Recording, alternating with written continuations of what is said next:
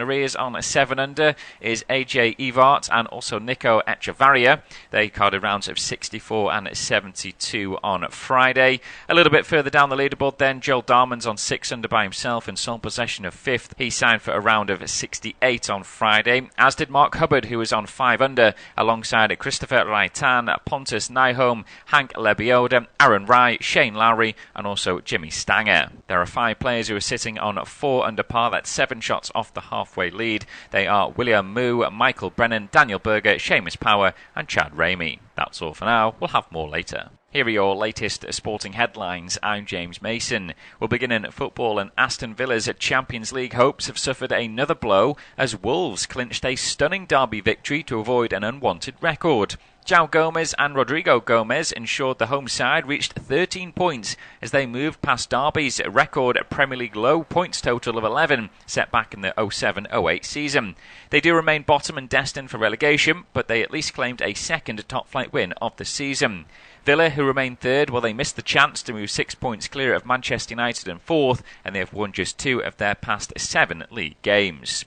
Sticking in football and... Remember, tomorrow at noon, Rangers Celtic, full commentary here on 5 Live Sport. And Motherwell have gone to within a point of Celtic this afternoon with a 2-0 win at home to Dundee United. In the other games, Dundee 3, Hibs 3. Falkirk have beaten Kilmarnock 5-1. Livingston and St Mirren drew 1-1. The Championship leaders left it very, very late. Julia Bold.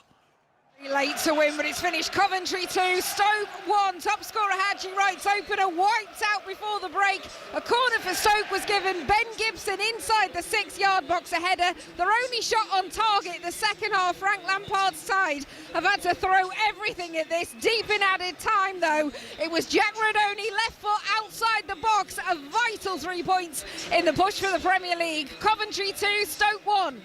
It is 20 seconds to 5 o'clock. Are you ready for a late goal? It's come at Burnley. Maz.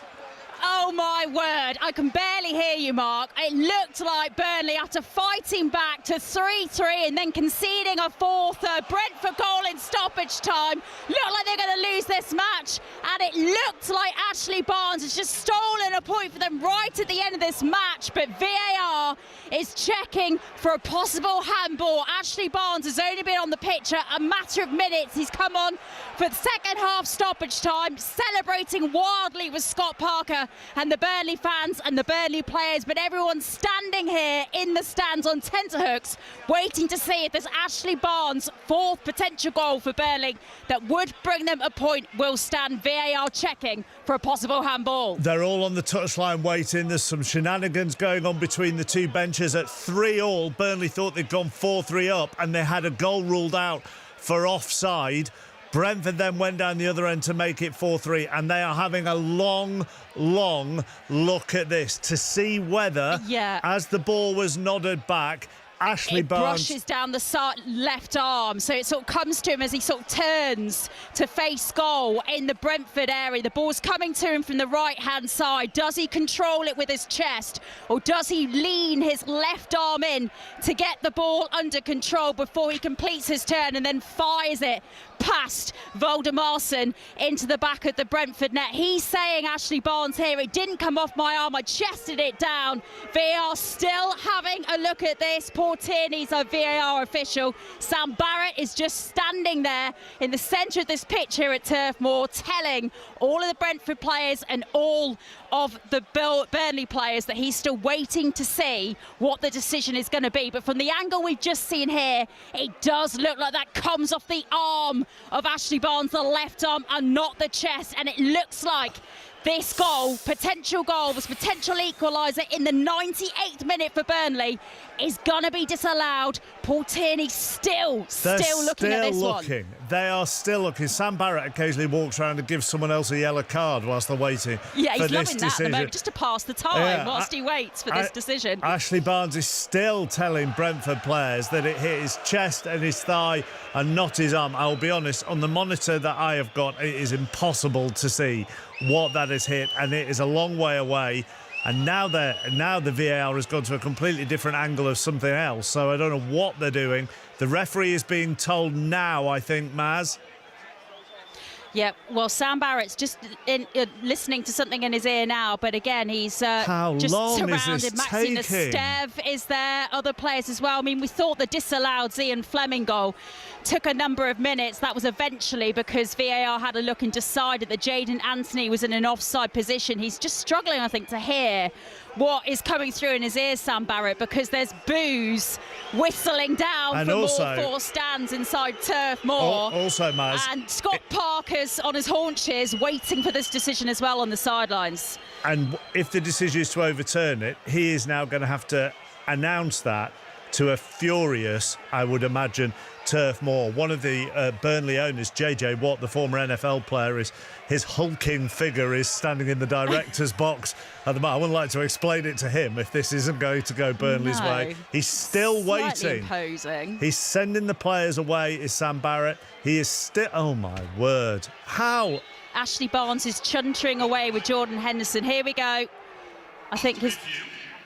Burnley 35, accidentally handles the ball. There we go.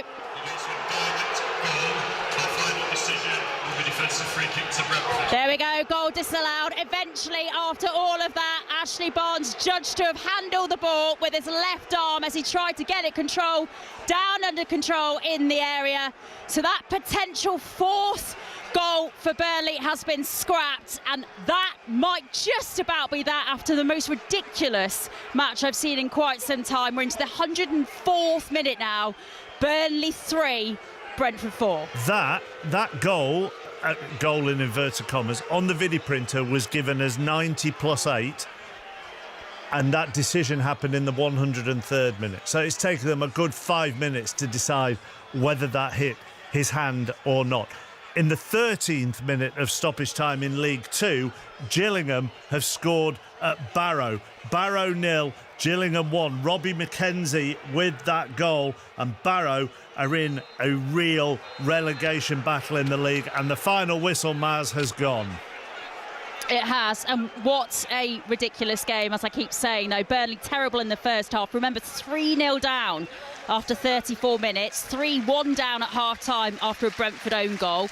Then just a goal behind 2 minutes into the second half after a deflected effort from Jaden Anthony. Then level on the hour mark with their third goal. That scored from Zian Fleming. He then had what he thought was a potential winner ruled out late on.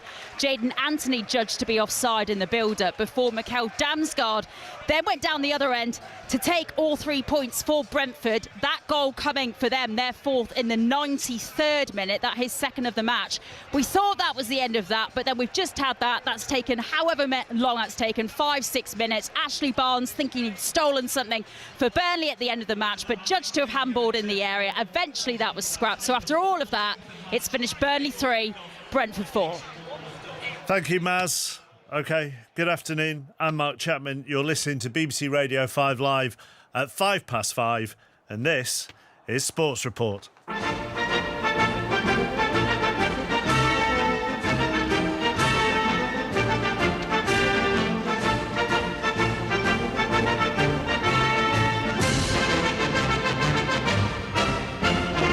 The headlines this Saturday tea time. In the Premier League, there is heartbreak for Burnley in a cracker at Turf Moor. And it comes to Damsgaard!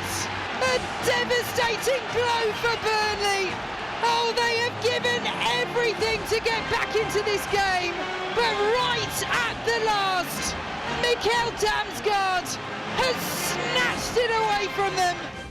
The final score, Burnley 3, Brentford 4. There's another good away day for Everton. They win 3-2 in a thriller at Newcastle. Liverpool do more than enough to see off West Ham. Towards the far post. McAllister on the way. Lashed it. Ekitike with the assist.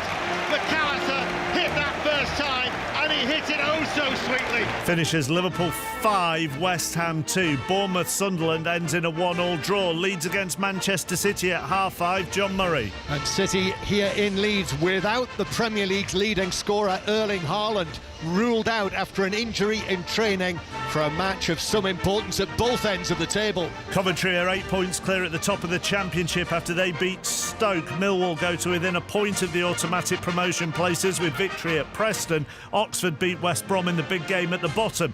The League One leaders Cardiff win 4-0 at Doncaster. It's 16 games without defeat for second place Lincoln. They put 4 past Blackpool. In League Two, Bromley's win over Accrington Stanley extends their lead to 4 points. Second place Cambridge conceded an injury time penalty to draw with MK Dons. Hearts are 7 clear at the top of the Scottish Premiership. They beat Aberdeen. Motherwell go within a point of third place Celtic, who host Rangers tomorrow.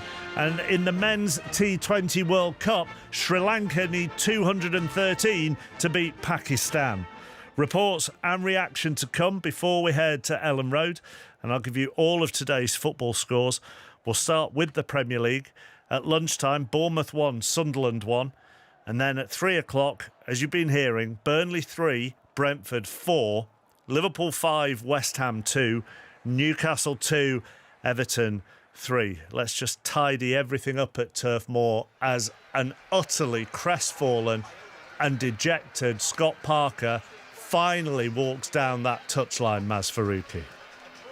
He cannot quite believe what's happened this afternoon, and I don't think many people can. There were Burnley fans, remember leaving this match 34 minutes in. Well, I hope they found their way back into Turf Moor for the second half for the cauldron of the atmosphere that this match became. At that point, at 34 minutes into this match, Burnley looking down and out. 3-0 up Brentford were. Goals from Mikel Damsgaard, Igor Thiago, and then Kevin Schade. And at that point, it looked like a nailed-on win for Keith Andrews' side. But a Michael Kayode goal deep into first half stoppage time gave Burnley a glimmer of hope, something to build on, and they burst out of the traps in the second half. Goals from first Jayden Anthony, then Zian Fleming, bringing things level at 3-3. Fleming then had a goal disallowed after a lengthy VAR check for offside in the build-up by Jayden Anthony, before Mikel Damsgaard then in stoppage time seemed to wrap up all 3 points for Brentford with his second goal of the afternoon. That goal coming in the 93rd minute. That, we thought,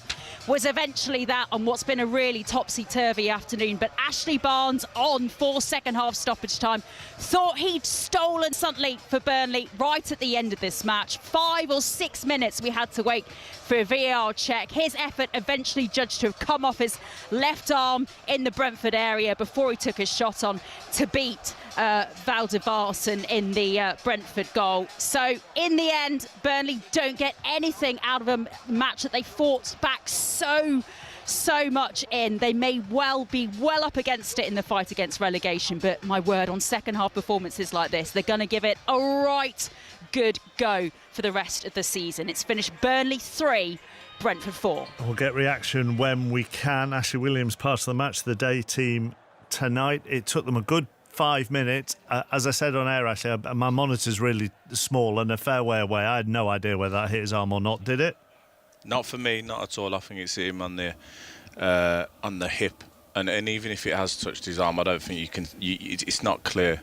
So I don't know. Disallowed that goal for me. That goal should stand, and Scott Parker and Burnley will and should feel hard done by. So you can understand their frustration. And as I said, he looked crestfallen as he walked down the touchline, which you can understand really, given everything that he's had this season. Absolutely, because if they and the other goal that got disallowed, I don't agree with that one either. The offside. Yeah, and if they end up winning that game, they've still got a chance to stay up. Now that's probably relegated them on a decision that's not clear. Two decisions. Yeah, two decisions, especially the last one, the handball. I mean, we've watched it back so many times on so many angles, and it's not clear to us that it's a handball. So I can see why they'd feel so aggrieved about that, especially, how hard they work to get back in the game. And the other thing, because they've struggled so much at home, and it has been a difficult atmosphere for them at home, and fans have been frustrated, they gave that such a go today. Yeah, because they was down and out in the first half. They conceded. Let's have it right. They conceded some terrible goals early on in the game, but then they got a bit of a chance at half time, just before half time, with the own goal, and then they collected themselves and they really dug in and played well. And it was goals well earned. Do you know what I mean? And then to have that at the end, that might have just catapulted them into the last part of the season. So it's really disappointing from their point of view. I think if it takes that long as well, and you still haven't got a clear decision, you've just got to go with what you saw on field. I'm guessing because of who else is next to you in the office that you probably didn't watch that much of Newcastle Everton. I didn't get a chance to look at that. Now you know what it's like. But fair play to it. Let's. Well, I was going to say on Everton that every time they conceded, they bounced back. Yeah, definitely. And for what I could see, it looked like another good away performance. David Moyes doing an excellent job. That's a massive win for Everton. How is Grumpy Chops next? Oh, it's brilliant. I'm enjoying it. I've got to be honest. When Everton scored, I was enjoying it every time. Former Everton defender Ashley Williams alongside former Newcastle striker Alan Shearer. Match the day tonight. Have a good one. 10:30 BBC One with Gabby. Let's get details of that Everton win. Lee Blakeman. To build on what Ash was just saying there, Mark, an amazing game that both sides could have won, but it's Everton who did. Again on the road, just one league away defeat in 10 now for them. I'm going to try and do the whole game in 20 seconds. Everton led through Branthwaite, Ramsey equalised, Beto scored 90 seconds later, so it was 2-1 at half-time. Beto hit the bar after the break. Newcastle equalised through a cracker from Murphy from the edge of the area, but Everton scored a minute later. Barry with the winner going in off his backside. Newcastle lose 3 straight league home games for the first time in 5 years. Everton, 40 points, up to 8th. Yeah, give you the table shortly. Liverpool beat West Ham 5-2. Ian Dennis. Well, it seems strange to say that when a side has scored 5 goals, but again, this wasn't convincing by Liverpool. At times, they lacked control, and West Ham had flashes where they threatened to make it uncomfortable at 3-1 and even at 4-2 down. Ekitike fired Liverpool ahead after 5 minutes. Virgil van Dijk's glancing header made it 2. McAllister volleyed in a third before half-time. Souček sliding in early in the second half gave West Ham hope. Gakpo and Mark blazed an effort wide, but a deflected shot from the Dutchman made it 4-1. Castellanos with a far post header, 4-2 with 15 minutes to go, and it was only when a Disasi own goal finally finished off West Ham, who remain in trouble with 8 minutes left. Everybody's played 28 in the Premier League, unless I say otherwise, but Arsenal have 61, Manchester City 56 from 27. Villa 51, Manchester United 48 from 27, Liverpool also have 48, Chelsea 45 from 27, Brentford 43, Everton 40, Bournemouth 39, Fulham 37 from 27, Sunderland also have 37, Sunderland have 37, Newcastle have 36, Palace have 35 from 27, Brighton 34 from 27, Leeds 31 from 27, Spurs have played 27 and have 29, Forest have 27 from 27, then West Ham 25, Burnley 19 and Wolves have 13 from 29.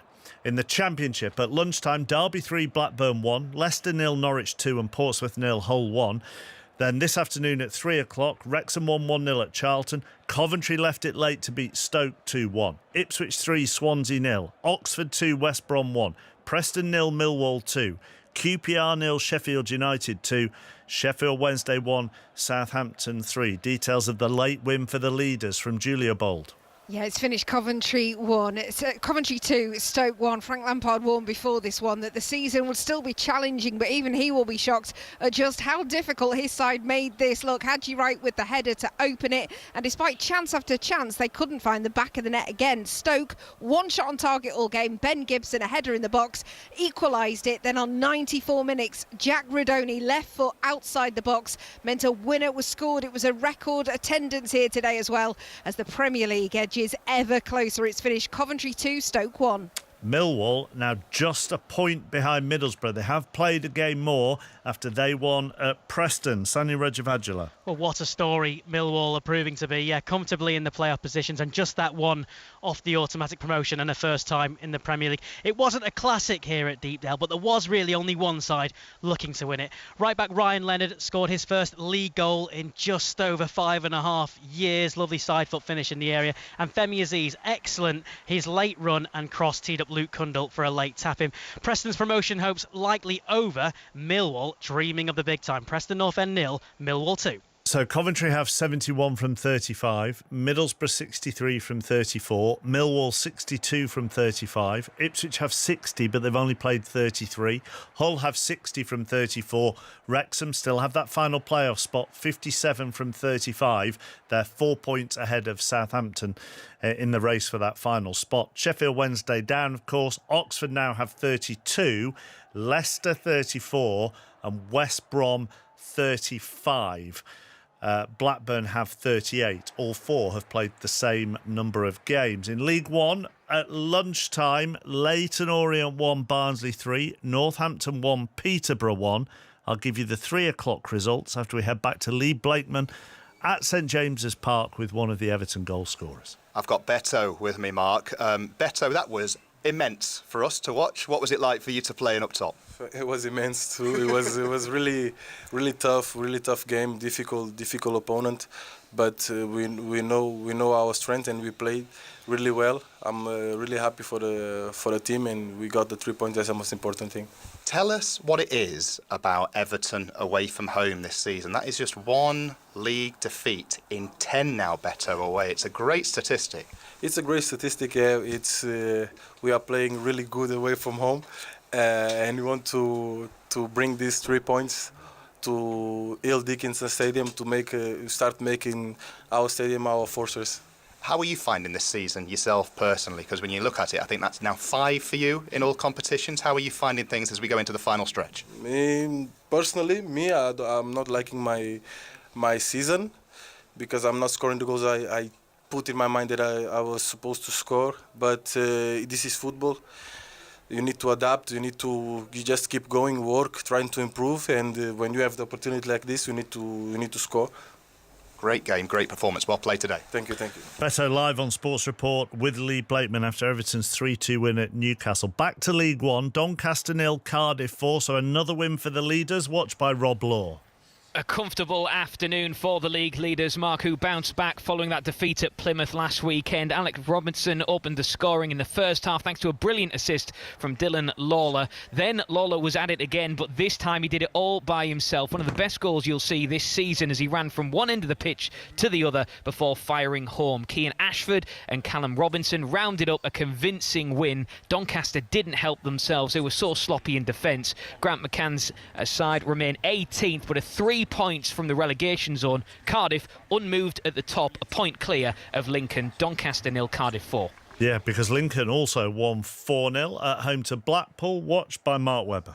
Lincoln has been a fortress since the Romans got their trowels out in 48 AD, and so it's the case for the city's football team. 17 league games unbeaten in League One so far this season, and the victory became more comprehensive here as the game went on. Blackpool had early chances, and it took 38 minutes before Conor McGrandles could open up for Lincoln with a header on the goal line. The rest were simple goals late in the second half for Rob Street and subs Tom Jeffries and Ryan One, and it sets up a cracking game in Cardiff next Saturday between the top two. Lincoln 4, Blackpool 0. Elsewhere, third place Bolton won by 4 goals as well. They beat Exeter 5-1 at St James's Park, finished Mansfield 2, Wimbledon 2, Port Vale 1, Luton 1, Reading beat Bradford 2-1, Rotherham 1, Plymouth 0, Stevenage 2, Stockport 1, Wigan 1, Huddersfield 0, and Wickham 3, Burton 0.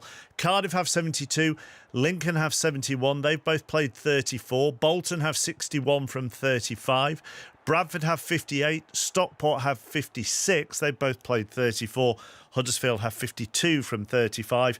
Then the bottom 4, Port Vale 27 from 32. Rotherham 34 from 33. Northampton 35 from 35.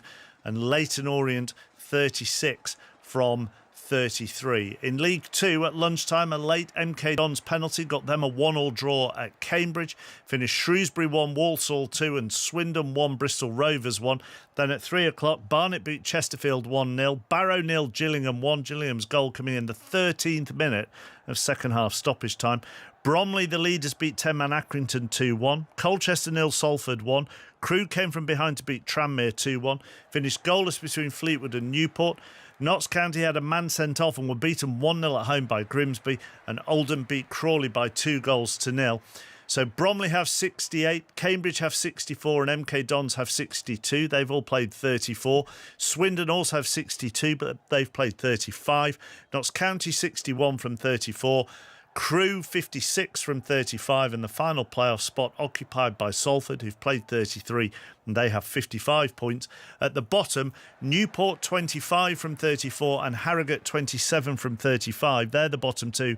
But Barrow also now have 27 points, but they have only played 33 games. In the National League, Aldershot 0, Rochdale 2, Brackley 0, Altrincham 2, Eastleigh 1, Carlisle 2, Halifax 2, Sutton 2, Gateshead 0, Forest Green Rovers 2, Scunthorpe 3, Solihull Moors 3, Tamworth 3, Boreham Wood 2, and Truro 2, Braintree 3. Rochdale with a 2-point lead over York at the top of the table, and they've both played the same number of games. In the Scottish Premiership, Dundee 3, Hibs 3, Falkirk 5, Kilmarnock 1, Livingston 1, St Mirren 1, Motherwell 2, Dundee United 0, and at Tynecastle, Hearts saw off Aberdeen by a goal to 0, watched by Connie McLaughlin. Well, Hearts' hunt for that Scottish Premiership title continues, Mark. As you say, they're now 7 points clear of second place Rangers after, I think, what would be best described as a battling performance here at Tynecastle. They opened the scoring on the half-hour match through their top goal scorer, Claudio Braga. He tapped home from about 2 yards out for his 12th goal of the Scottish Premiership season. But the longer time went on, Aberdeen grew in a bit of confidence, and you thought, how could this might change, things might change. But their inability to finish came back to bite them, as it has so many times this season. The atmosphere is one thing I noticed this afternoon. It was poker hot, as were tempers at times. But it is a job done again for Derek McInnes and his Hearts side as they just count down the games to try and make sure they win the Scottish Premiership title. Hearts have 63 from 29, Rangers 56 from 28, Celtic 54 from 27, Motherwell 53 from 28, Rangers Celtic, full commentary from Ibrox tomorrow at noon here on 5 Live. Back to Anfield, where Cody Gakpo is live with Gary Flintoff after Liverpool's 5-2 win over West Ham. He's very much live. Thank you, Mark. Cody, thank you for your patience. Good win today, and a good goal from yourself. What did it mean to continue that run? Means a lot. I think we are in a good run at the moment, and we would like to continue this run until the end of the season. But no, it's good for us. We are in a good place at the moment. But yeah, we still have a lot to play for, so we have to stay focused and together and try to improve. Even today was a good game, but we still have things that we can do better, you know. And yeah, we have to look at those things and doing them better in the next game and try to finish the season strong. And do you feel you've now sort of built the platform in the last couple of weeks to really challenge those teams above you? You're almost sort of breathing down their necks, as we would say. Yeah, I think it's up to us to put the pressure on them. Obviously, we came from a difficult situation for ourselves. But I think now at the moment we are coming out of that situation, and then we have to look what's in front of us, and we have to put pressure on them, try to get top 4 at the moment, and that's where all our minds are set. And then obviously we are in 2 other competitions as well, which is great, and we have to do our best there as well to keep winning the games. Well done today. Thanks for joining us on Sports Report. Thank you very much. Thank you, Gary. Let's just tidy up all the rest of the day's scores. We're into the Scottish Championship now. Airdrieonians beat 9-man Morton 3-1. Dunfermline 1, Queen's Park 0. Partick and Arbroath both had a man sent off as they finished 0-0. Ross County beat Wraith 2-0. St Johnstone beat Ayr 3-1. And St Johnstone now 5 points clear at the top of the Scottish Championship. In League 1, East 5-0, Alloa 2, Hamilton 1, Montrose 1, Kelty Hearts 0, Inverness 0, Queen of the South 0, Peterhead 2, Stenhousemuir 1, Cove Rangers 0, Inverness 3 points clear of Stenhousemuir at the top of the table there. And in League 2, it finished today. Clyde 1, East Kilbride 3, Edinburgh City 0, Forfar 0, Spartans 4, 10-man Annan 0, Stirling 1, Dumbarton 1, Stranraer 1, Elgin 2. East Kilbride have a 5-point lead over Spartans at the top of the table. Spartans have 2 games in hand. In the Northern Ireland Premiership today, there were 5 red cards in 5 games. Ballymena down to 10 as they were beaten 2-0 by Larne. Both sides had a man sent off as Carrick Rangers and Bangor drew 1-1. Dungannon 3, Coleraine 1. Glenarvan 3, 10-man Portadown 0, and Crusaders were also down to 10 as they were beaten 5-1 at Glentoran. There is the Welsh League Cup final today, and that kicks off at 5:30, and that is between TNS and Barry. In the Premiership Cup in Rugby Union, Bristol 36, Sale 41. Quins 35, Newcastle 14, Bath 38, Gloucester 26 and Northampton 35, Saracens 33.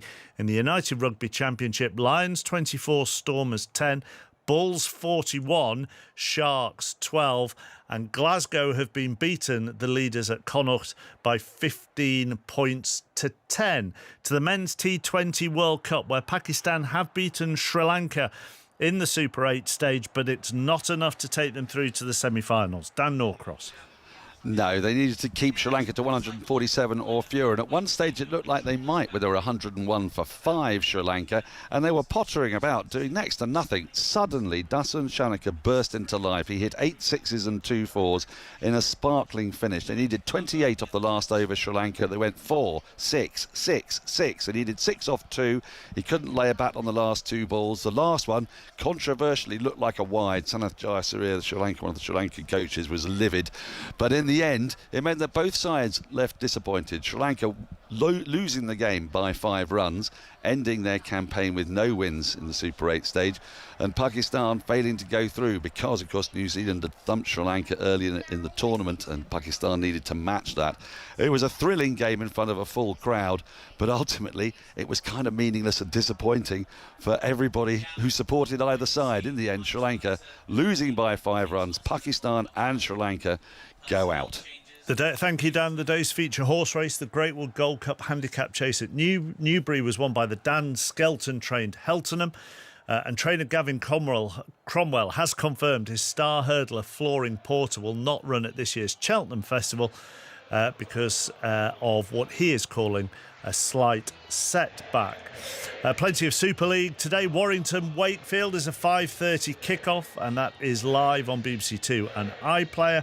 Catalan against St Helens is at 6 o'clock, and at midnight you can have commentary of Hull KR against Leeds live in Las Vegas. Been an astonishing day of Premier League football so far. Now our attention turns to the title race. Manchester City, as you can hear, go to Ellen Road to take on Leeds. I can't tell on my screen whether the lights are on or not at the moment, because when the lights are on, it makes a difference, John Murray. Yes, don't worry, they've put the lights on. And this is the unmistakable sound of Ellen Road. A throbbing atmosphere inside the 4 sides of this great old stadium. It is Ellen Road. It is a Premier League match with great meaning at both ends of the table. It is 2 teams in form. Leeds in the all white down there, Manchester City in the all black. There is the whistle. It is Leeds who kick off and play the ball back to their goalkeeper just down in front of us, Carl Darlow, all in purple, right-footed, strikes it away downfield. But yes, Leeds 6 points above the relegation zone. Manchester City 5 points behind Arsenal at the top. Brendan Aronson for Leeds to the edge of the penalty area, challenged by Nuri on the edge of the box. The ball runs away behind. All that's given is a goal kick to Manchester City, and Paul Robinson is sitting up here on the gantry with me. Champions League goalkeeper with Leeds United, remember, England World Cup player. Set up beautifully, this one, Paul. Well, it always is, isn't it, when we come to Ellen Road? Very, very special atmospheres. Like Mark said there, when the lights are on, it does something different. It was packed before kick-off. A lot of supporters making their way into the ground very early. Generates a fantastic atmosphere here, and I think we're in for a special game. But the big news, the big talking point in advance of kick-off, if you haven't heard it already, if you've just got back into your cars, if you've been at a match, Manchester City are here without Erling Haaland, the Premier League's top scorer this season. 29 goals in all competitions for Manchester City. Erling Haaland ruled out by a problem in training a couple of days ago, Pep Guardiola said pre-match. He said it's not a big injury, but he's not here. Not in the team, not on the bench, and it's Manchester City without Haaland, who play the ball back to goalkeeper Donnarumma, who right-footed clears it towards the halfway line. So the teams that are playing, Leeds are unchanged after their 1-1 draw against Aston Villa. You might have heard that from Villa Park on 5 Live last weekend. So the same team, Darlow in goal, Justin, Rodon and Strauch, the 3 central defenders, Jayden Bogle on the right, Gabriel Goodmanson on the left-hand side, the captain, Ampadu, Stack, Gruev, Aronson and Dominic Calvert-Lewin And Manchester City with Donnarumma in goal, Mateus Nunes, Ruben Diaz, Mark Gay and Ryan Ait-Nouri at the back. Rodri with Bernardo Silva and Nico O'Reilly. Ryan Shirky coming in. That's just the one change that Manchester City have made from their win against Newcastle last weekend to the starting lineup. Semenyo and Marmouche. And it is Manchester City in possession with Bernardo Silva, who plays it across here to Mark Gay. And here it comes to the left-hand side to Ait-Nouri, whose ball infield is intercepted by Bogle and then bounces out of play for a throw into Leeds just inside their own half. The one thing that Leeds United have been very good at in this new formation is making it a back three, not a back five, and I think the important thing for them today is to continue with that, the way that they've played. Have three central defenders, not five defenders. Don't give Manchester City the respect and sit in a defensive line of five. Actually offer something going forward. Well, from a goal kick, they've lost possession. However, they regain possession against Nico O'Reilly, and it is Leeds who pass it forward. Gay's gone down, just collided with Calvert-Lewin. Now Aronson's got some space on the right. Ball in, Calvert-Lewin! Oh, left foot puts it wide. 10 yards out. What a chance! And Calvert-Lewin on the half volley couldn't finish. I can't believe he's missed it, John. I really can't believe he's missed it. There's nobody anywhere near him in a Manchester City shirt. It looks like he initially fouled Mark Gay somewhere near the centre circle, so VAR would have checked that, but the move carried on. Brendan Aronson down the right-hand side. He plays a super ball right into the middle of the 18-yard box. It's on the half volley. It's slightly on the rise for Dominic Calvert-Lewin. Takes it on his left foot, and you think all day long he's going to score, and he pokes it wide at Donnarumma's right-hand post. That's a chance, but I do think VAR would have checked the foul in the build-up. Just going to ask you that very question, whether it might have been ruled out. And I noticed that Peter Banks is the referee, and he was chatting to Dominic Calvert-Lewin there. I'm like you, I suspect that, mind you, taking some brave officials to overturn that one at Elland Road. And we saw there, we're seeing it again, the effect of Aronson and Calvert-Lewin, and now Aronson crosses again, and it's behind Calvert-Lewin, and the arriving Goodmanson couldn't get there, and it's out for what is given as a Manchester City throw, although that is being hotly disputed by Leeds as well. You see that side of Brendan Aronson's game at times lets him down, that quality in the final third. He's so busy, he gets himself everywhere, but then the final product, the final decision, he didn't need to hit that ball as hard as he did across the box. He just needed to play a ball across the 6-yard box into Calvert-Lewin's path. Instead he thumps it across for a throw-in. Mind you, in saying that, 60 seconds earlier he gave him the perfect pass. Exactly, that's the area of his game that the improvement is needed. So it is Leeds United 0, Manchester City 0, live from Elland Road on what's been a damp afternoon actually here in West Yorkshire, and I think it is dry at the moment, isn't it? Place absolutely packed, every row filled with faces, so many of them of course with their Leeds United scarves. Leeds, this revival they've had actually since they lost 3-2 at Manchester City at the end of November. A thrilling comeback in that match. Phil Foden scored the winner right at the end. Were you at that one? No, but no. That was the turning point, John, wasn't it? You're absolutely right to talk about that game, because that was the turning point at half-time where Daniel Farke, in my opinion, stumbled on this formation. He's never played with three central defenders before, certainly not at Leeds. He stumbled across this three at the back with the two wing-backs pushing really high. The two wing-backs have become really offensive threats, and from that half-time at Manchester City, that formation has stuck. And they played it in the midweek against Chelsea, went on to beat Chelsea here, picked up two fantastic draws against Liverpool, and since that change in formation they haven't looked back. Since that change, since that match in Manchester, Leeds have taken 20 points from 14 Premier League matches, and that form, that kind of form, that's good enough to keep you up. But as it stands, they still have probably at least a couple of wins they need. Leeds currently on 31 points. But both, as I said, right at the outset, these teams in very good form. Leeds having lost only 2 of their last 16. Manchester City, they've won 5 in a row in all competitions. They've lost only 2 out of 23. But no Erling Haaland today. Leeds playing the ball with Ampadu back into their back line. Struijk. And then all the way back to Rodon. Ball played to the right-hand side here to James Justin, who curls one forward. That's for Calvert-Lewin to chase, and he's onto it as well against Ruben Diaz. Takes it out into the full-back position in his orange boots. Then back to the arriving Justin. George Bogle just couldn't get that back. as the ball was played back to Calvert-Lewin with a shot as it comes to him from an angle. And actually the referee says that off Bogle, his burst into the penalty area, that actually bounced all the way through for what is a goal kick. Interesting to watch Leeds because they're playing a lot more direct. They have played, they've built it up, they've played in stages, they've tried to break through the lines. But what are we, 7.5 minutes into this game, they've noticeably gone direct, they've gone over the top. Manchester City will play a high line, but that's 2 occasions already in this game that they've gone long over the top into Calvert-Lewin and Brendan Aronson.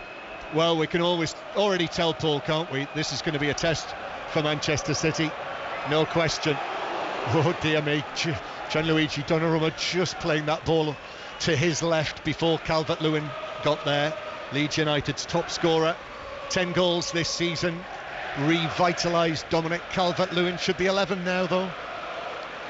As Manchester City attack, ball played through, Semenyo's onto this, away from Struck, Semenyo blazes it wide, and actually the offside flag was up, so wouldn't have counted. No, that's the threat that they pose, isn't it? Manchester City without Erling Haaland, they're going to have to look for goals from other areas. And Cherki playing on the right hand side and Semenyo that time cutting in. Leeds playing a really high line, surprisingly, because Manchester City with Marmoush, with Semenyo, with Cherki, they've got some pace that can get in behind. It's a ball that slipped into Semenyo. He didn't know he was offside. Really poor finish from 18 yards out, but a warning sign for Leeds. And so far, Paul, obviously Rodri's playing as your middleman. He's got Nico O'Reilly there to his left. Bernardo Silva's central as well. But Cherki is central as well, sort of right centre. And Semenyo out on the right-hand side in the early stage of the match with Marmoush more to the left. It's almost without Haaland. It's very fluid, isn't it? We talk about a false nine. There's one of 4 players that you could say was the attacking threat at the time.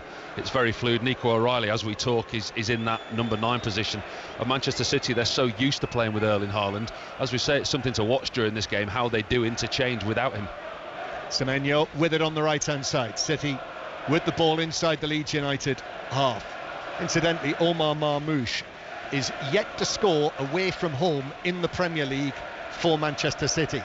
His 8 Premier League goals so far for City have all come in Manchester.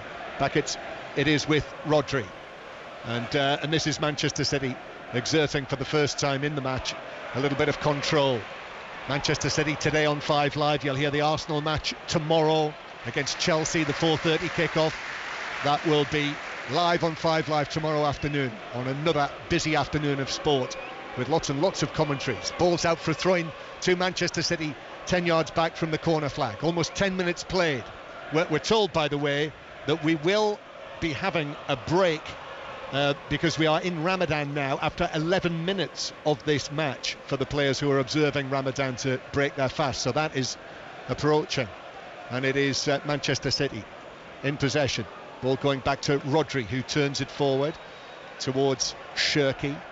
Ryan Cherki gets it back on his left foot, just flicks it square into the centre circle. Mark Gay is being closed down by Stack, who scored that free kick against Aston Villa last weekend, the free kick specialist as he is now. Leeds can't get the ball back. Manchester City enjoying a sustained period of possession. O'Reilly. Now here is Marmoush with his left wrist bandaged as he likes to. Ait Nouri, the man who scored the winning goal in Manchester between these sides in November. Phil Foden among the substitutes today, as is Jeremy Doku as he comes back from injury. And it is still Manchester City in possession. Just, this is a complete contrast to the opening, probably 6-7 minutes of the match.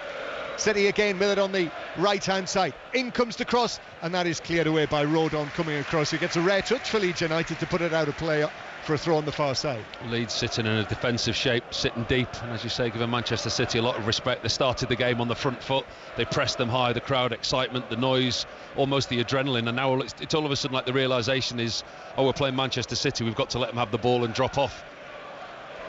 Still Manchester City with the ball. They take the throw-in back towards the halfway line, and Cherki just drags it back, then plays it across square here to Mark Gay. Ait Nouri is just down below our position. Marmoush is challenged, but it bounces back. James Justin came and made that challenge. Marmoush back to Ait Nouri. Ait Nouri up against Bogle in the full-back position. Suddenly Manchester City stepping it up. Bernardo Silva, then back to Ait Nouri, puts his left foot on the top of the ball.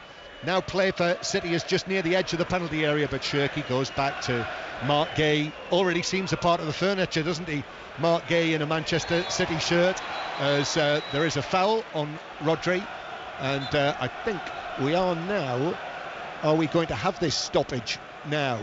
Referee Peter Banks has come across, and yes, we are. We're going to have that break in play now. What are we? 12 minutes. We're in the 13th minute of the match, and I don't think the crowd clearly haven't been informed. I don't think they know what's happening here, and they're wondering why there is the break in play. And actually, it says on the scoreboard now, the big screen in the corner of the stadium with a blue background in yellow. It says, as tonight's match takes place during the holy period of Ramadan, play has been paused briefly to allow players to break their fast. However, you can hear the reaction. That's not getting a great deal of sympathy from some of the Leeds supporters. Yeah, I'm not so sure that many people can see the scoreboard from their vantage point. And actually, I think it's very good for the players. You know, we talk about the athletes and how finely tuned that they are at the moment. And to go that long without food and drink, you know, the way that they've been, it's vitally important that they have that break. I mean, it's only a short break now. The players are making their way back towards the middle of the pitch. Gave the managers an opportunity as well, didn't it, to give a couple more instructions. Pep was very keen on getting his players towards him. Yeah, like a timeout. Play is about to resume again with that Manchester City free kick. So yes, if you've just joined us, been out this afternoon, been at the Premier League this afternoon, you've certainly seen some goals. As Manchester City have it on the right-hand side. Ball is played back towards the halfway line by Mateus Nunes. Ruben Diaz is there, and back it goes to the halfway line. Yes, really dramatic events. We'll have more on those matches. We've already heard from Cody Gakpo live on 5 Live during Sports Report after Liverpool's 5-2 win against West Ham, which keeps them where they were. Good result for Leeds United. West Ham third from bottom. Burnley second from bottom, losing 4-3 at home to Brentford, but there was much more than that, than just the scoreline. And also Newcastle 2, Everton 3. City finally play the ball forward into the penalty area, but it's overhit by Ruben Diaz, and it just bounces through to goalkeeper Darlow, who's able to let it bounce up into his chest. And earlier it finished Bournemouth 1, Sunderland 1. But all the details you'll be able to read about them on the football pages of the BBC Sport website and app as Leeds United get it down.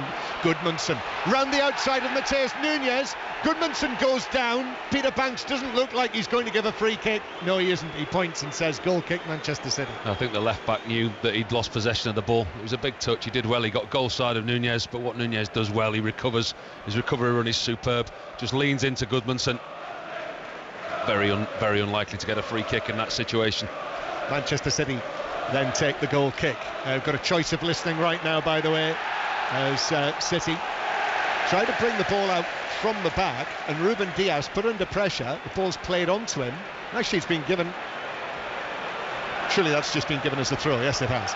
But Ampadu is coming up to take.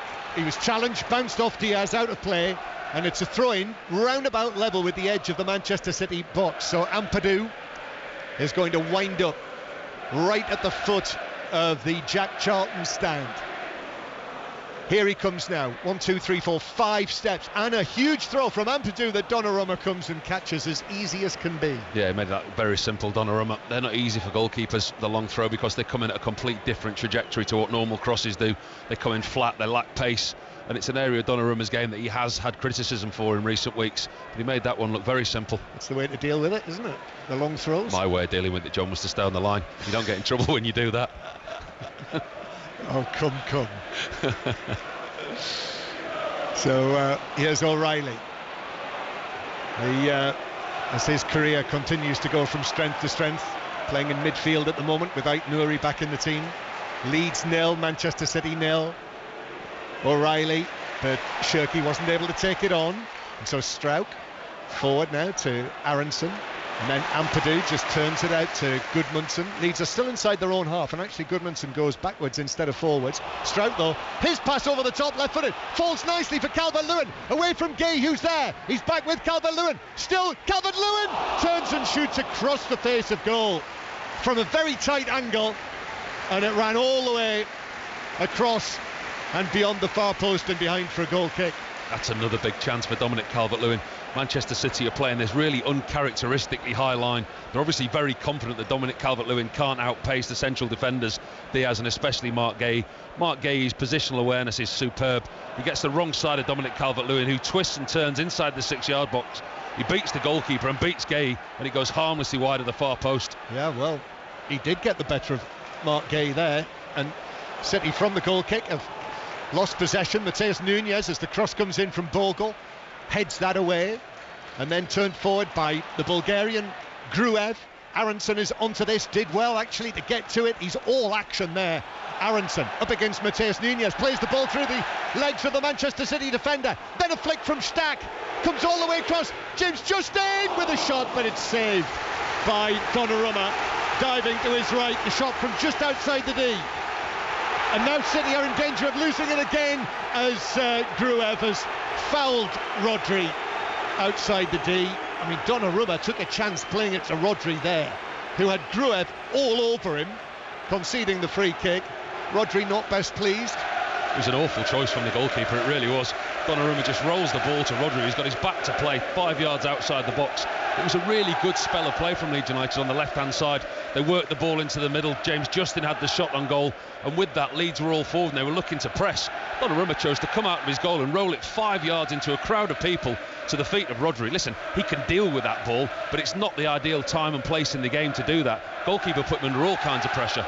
I must say, Paul, Leeds United's players and the crowd are backing up the words of their manager Daniel Farke this week. They are getting in their faces, aren't they? Well, that's what they have to do. Listen, if you're going to go toe-to-toe with Manchester City and try and beat them at what they do, you won't, because they're better than you. You have to find a way of affecting the game. And that was super from Aronson as well before that. The work that he did on the left-hand side. And Rodri, when he got up, he was collided into by Gruev, and I saw Rodri just checking to see that there was no blood coming out of his nose. City being pressed by Leeds here. Guéhi across to Ait Nouri, who's dragging it back. Guéhi near the corner flag, plays it up to O'Reilly. He tried to flick it away, comes back to O'Reilly. He's able to work it forward, and then Leeds do win it back with Bogle, and Stack wins the throw-in halfway inside the Manchester City half. What a contrast this game is to the opening stages when Leeds went gung-ho, then that spell where it all calmed down, City in possession, and now Leeds just not letting Manchester City settle. It's almost since that break in play, when the players broke the fast and came over for Ramadan. It's like Daniel Farke said to them, look, the first 5 minutes was excellent, why are we sitting off? We can affect this team by having a high press, playing with a good tempo, trying to win the ball back and play on their weaknesses, not let them have the ball and play to their strengths. Leeds have been so much better in the last 5 minutes. Another chorus of marching on together breaks out. The Revy stand to our left, right at the heart of that. Leeds 0, Manchester City 0. Again, earlier, if you didn't hear it, more developments in the title race in Scotland. Hearts winning 1-0 against Aberdeen, so a 7-point lead now. Motherwell winning 2-0 against Dundee United, so they're just a point behind Celtic. And tomorrow, 5 Live is the place to hear the Old Firm match from Ibrox, which is a 12 o'clock kickoff, so an early start for 5 Live Sport. As Leeds, Bogle does well. Bogle now working it across. On the arriving Aronson couldn't get it on target. There's a defender there, and as he arrived on it on the edge of the 6-yard box, he could only prod it wide. Once again, Manchester City, the masters of their own downfall. Donnarumma trying to play the ball out. Ait Nouri gets caught in possession on the right-hand side by Jayden Bogle. Excellent closing down, and he smashes it across the 6-yard box. Brendan Aronson arriving late. He wants a foul, but it wasn't a foul. It ended up being a decent piece of defending from the Manchester City defender. Mark Guéhi is once again, no surprises there. His positional sense, excellent at the near post. Blocks Brendan Aronson's route to goal. Another chance though, another chance for Leeds United, still 0-0. Manchester City haven't troubled Darlow yet. Stack's going to try a shot from distance, which takes a deflection. Donnarumma scrambling across, rather balletically for such a big man, almost on his tiptoes as he sprinted, stretched, got a glove to it but couldn't prevent it bouncing away from him and behind for Leeds corner. That's what this crowd want. That's what we talk about when we talk about the Ellen Road atmosphere and around other grounds in the country as well. They feed off the team's performance. They feed off what they see, what their team's giving them. On the front foot, pressing high, winning the ball back. The tempo on the pitch and in the stands increase. Corner, Stack to take it, out swinger, which is headed away. Strout tried to get there. I think it was O'Reilly who got his head to it for Manchester City. Leeds attacking towards the Norman Hunter stand to our right. Now Bogle in the centre circle, but he's overhit that by a distance as he tried to just scoop it over the top for Calvert-Lewin, but all the way through for a goal kick, and it remains 0-0. Paul Robinson almost halfway through the first half. Yeah, it's almost gone in waves slightly, hasn't it, the game? I mean, the Leeds started on the front foot, they fed off the atmosphere in the crowd, they pressed really high, and then there was a real lull in the game from a Leeds point of view. Manchester City asserted their dominance. They kept the possession, they showed their quality, and it looked like they came here in a similar vein to what Arsenal did. Arsenal came here and they looked like a better team, and in that short spell Manchester City did. But Leeds, all of a sudden, they've upped the tempo, they've realised that what they did at the start of the game was working for them. Manchester City taking a long time over the taking of this goal kick, which I think betrays the fact that they've been a little unsettled by Leeds United. Ball in centre field, Semenyo, one of the January arrivals, gives it to the other one, Mark Gay, and City inside their own half. Thought it was interesting, actually, our BBC colleague Dale Johnson has been at the IFAB meeting today in Cardiff, the body that sets the laws of the game in football, and there are a number of measures that are being taken to try and speed the game up, including from goal kicks, and you'll be able to read all of that on the football pages of the BBC Sport website from Dale, as Leeds have it with Bogle, who turns, could have gone backwards there, is being put under pressure by Shirk. He's not been fouled. Yes, he is. He is being fouled. He's got away with that. He really has got away with that. It was right in front of the Leeds bench. Daniel Farker, he made his feelings quite clear to the referee. I think he's fortunate to get a free kick there. Yes, and Bernardo Silva wagging his finger in the face of Peter Banks. He's Pep Guardiola's boss on the pitch, isn't he? Yeah. Leeds 0, Manchester City 0. That vital interception when he scored the goal at Anfield, Bernardo Silva, to make it 1-1. It felt at the time that was such a significant day in this Premier League title race when Manchester City were 1-0 down at Anfield in the 84th minute. A foul on Goodmanson, so it's a free kick to Leeds over there on the left-hand side.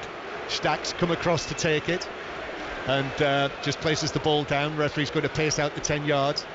Interesting, you mentioned it was in front of Daniel Farker where the free kick was given. We had a refereeing seminar with Roberto Rossetti the other week in Brussels at the Nations League draw, and he gave us these facts and figures about how many more free kicks are given in front of the benches.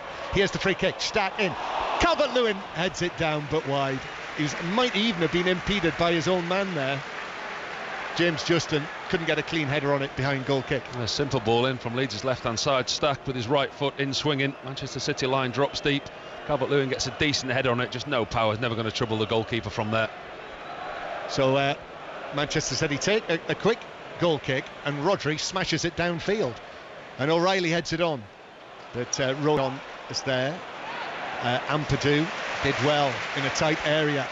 He's able to work it to Goodmanson, who's got a long green smear across his back, and Goodmanson takes it on and crosses left-footed across the penalty area. Aït-Nouri, Bogle was coming and then makes contact with the Manchester City man, who goes tumbling down onto the surrounds of the pitch, but before that had put the ball out for a throw into Leeds United down the right. Well, maybe the pitch isn't as good as we actually think it is. It looks fantastic from up here, but that's a groundsman's trick.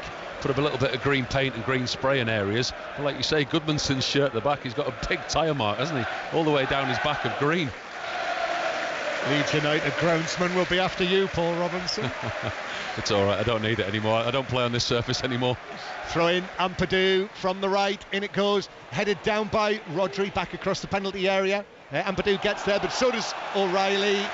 Final touch off the Manchester City man, corner from the right. Now, they look so much better, Leeds, when they're on the front foot and they're playing in an aggressive style. Defensive, allowing Manchester City possession. They're going to sit off and they're going to sit deep, and at some point they will get punished, but for Leeds it's about maintaining the tempo. So it is a Leeds corner, still waiting for the opening goal. Leeds United and Manchester City. Stack to take the corner, out swinger, comes off the head of O'Reilly, and then a scuffed shot from Goodmanson on the edge of the penalty area, headed forward by Aronson, only half cleared by Diaz. Actually worked it to his right to Bernardo Silva, who so coolly flicked it forward to Rodri. Now Bernardo Silva's under some pressure there, plays it back across his own penalty area. Diaz has to get there, Aronson's chasing him, turns back out to the far side, and Diaz is able to clear it, and then Semenyo goes tumbling down, challenged by Stroud. Free kick to Manchester City. Well won, the free kick by Semenyo. Yeah, Pep's not happy down beneath us. He's pacing up and down his technical area. You see him with his hands in his pockets. He's literally pacing from side to side. They're struggling to get out at the moment, Manchester City, the way that Leeds are committing men forward. They're committing to the press, but I think the thing for Manchester City is once they break through that press, then Leeds would have a problem. Yes, the lead at the top of the table, 5 points. As I mentioned, at Anfield, Liverpool had won that match. If Manchester City had lost it, that would have been 9 points. It was 9 points the night before Arsenal's lead after they won against Sunderland. 9 points with 15 minutes to go, wasn't it, at Anfield? Well, less than that. It was 84th minute. It was still 1-0 to Liverpool before Bernardo Silva scored the goal. Manchester City go back towards the halfway line, right-footed out towards the left-hand side. I guess Arsenal, Mikel Arteta will be following this, desperately hoping for Leeds United to take something off Manchester City. Ait Nouri in towards Shirky, and then Rodri goes back to Diaz, who shapes himself and passes it with his right foot to Mateus Nunes. Mateus Nunes, the Portuguese international, Brazilian born, turns, Shirky, then Rodri, then back to Mateus Nunes, whose cross comes into the penalty area but doesn't beat the first man, Goodmanson, who can just head it out on the far side. Still, Darlow has not had a save to make. They do miss Haaland. No, it's still early in the game. What are we, 29 minutes into the game approaching, but actually without that figurehead of a number 9, yes, they've got the attacking quality on the pitch, but actually there's nobody that's occupying the 3 central defenders. Yes, again, if you've just joined us, no Erling Haaland for Manchester City today. Pep Guardiola said before the match, picked up an injury a couple of days ago, didn't specify what it was, but said it was not a big injury. Mateus Nunes crossing, but Rodon is able to turn and clear that away, and Aronson trying to stretch and get there, but Manchester City have got it back.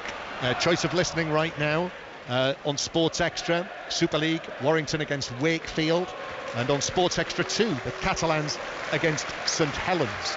And Manchester City with the ball on the left hand side. Ait Nouri, 2 Leeds men with him, goes past Justin, the ball runs away from him though, and it's a goal kick.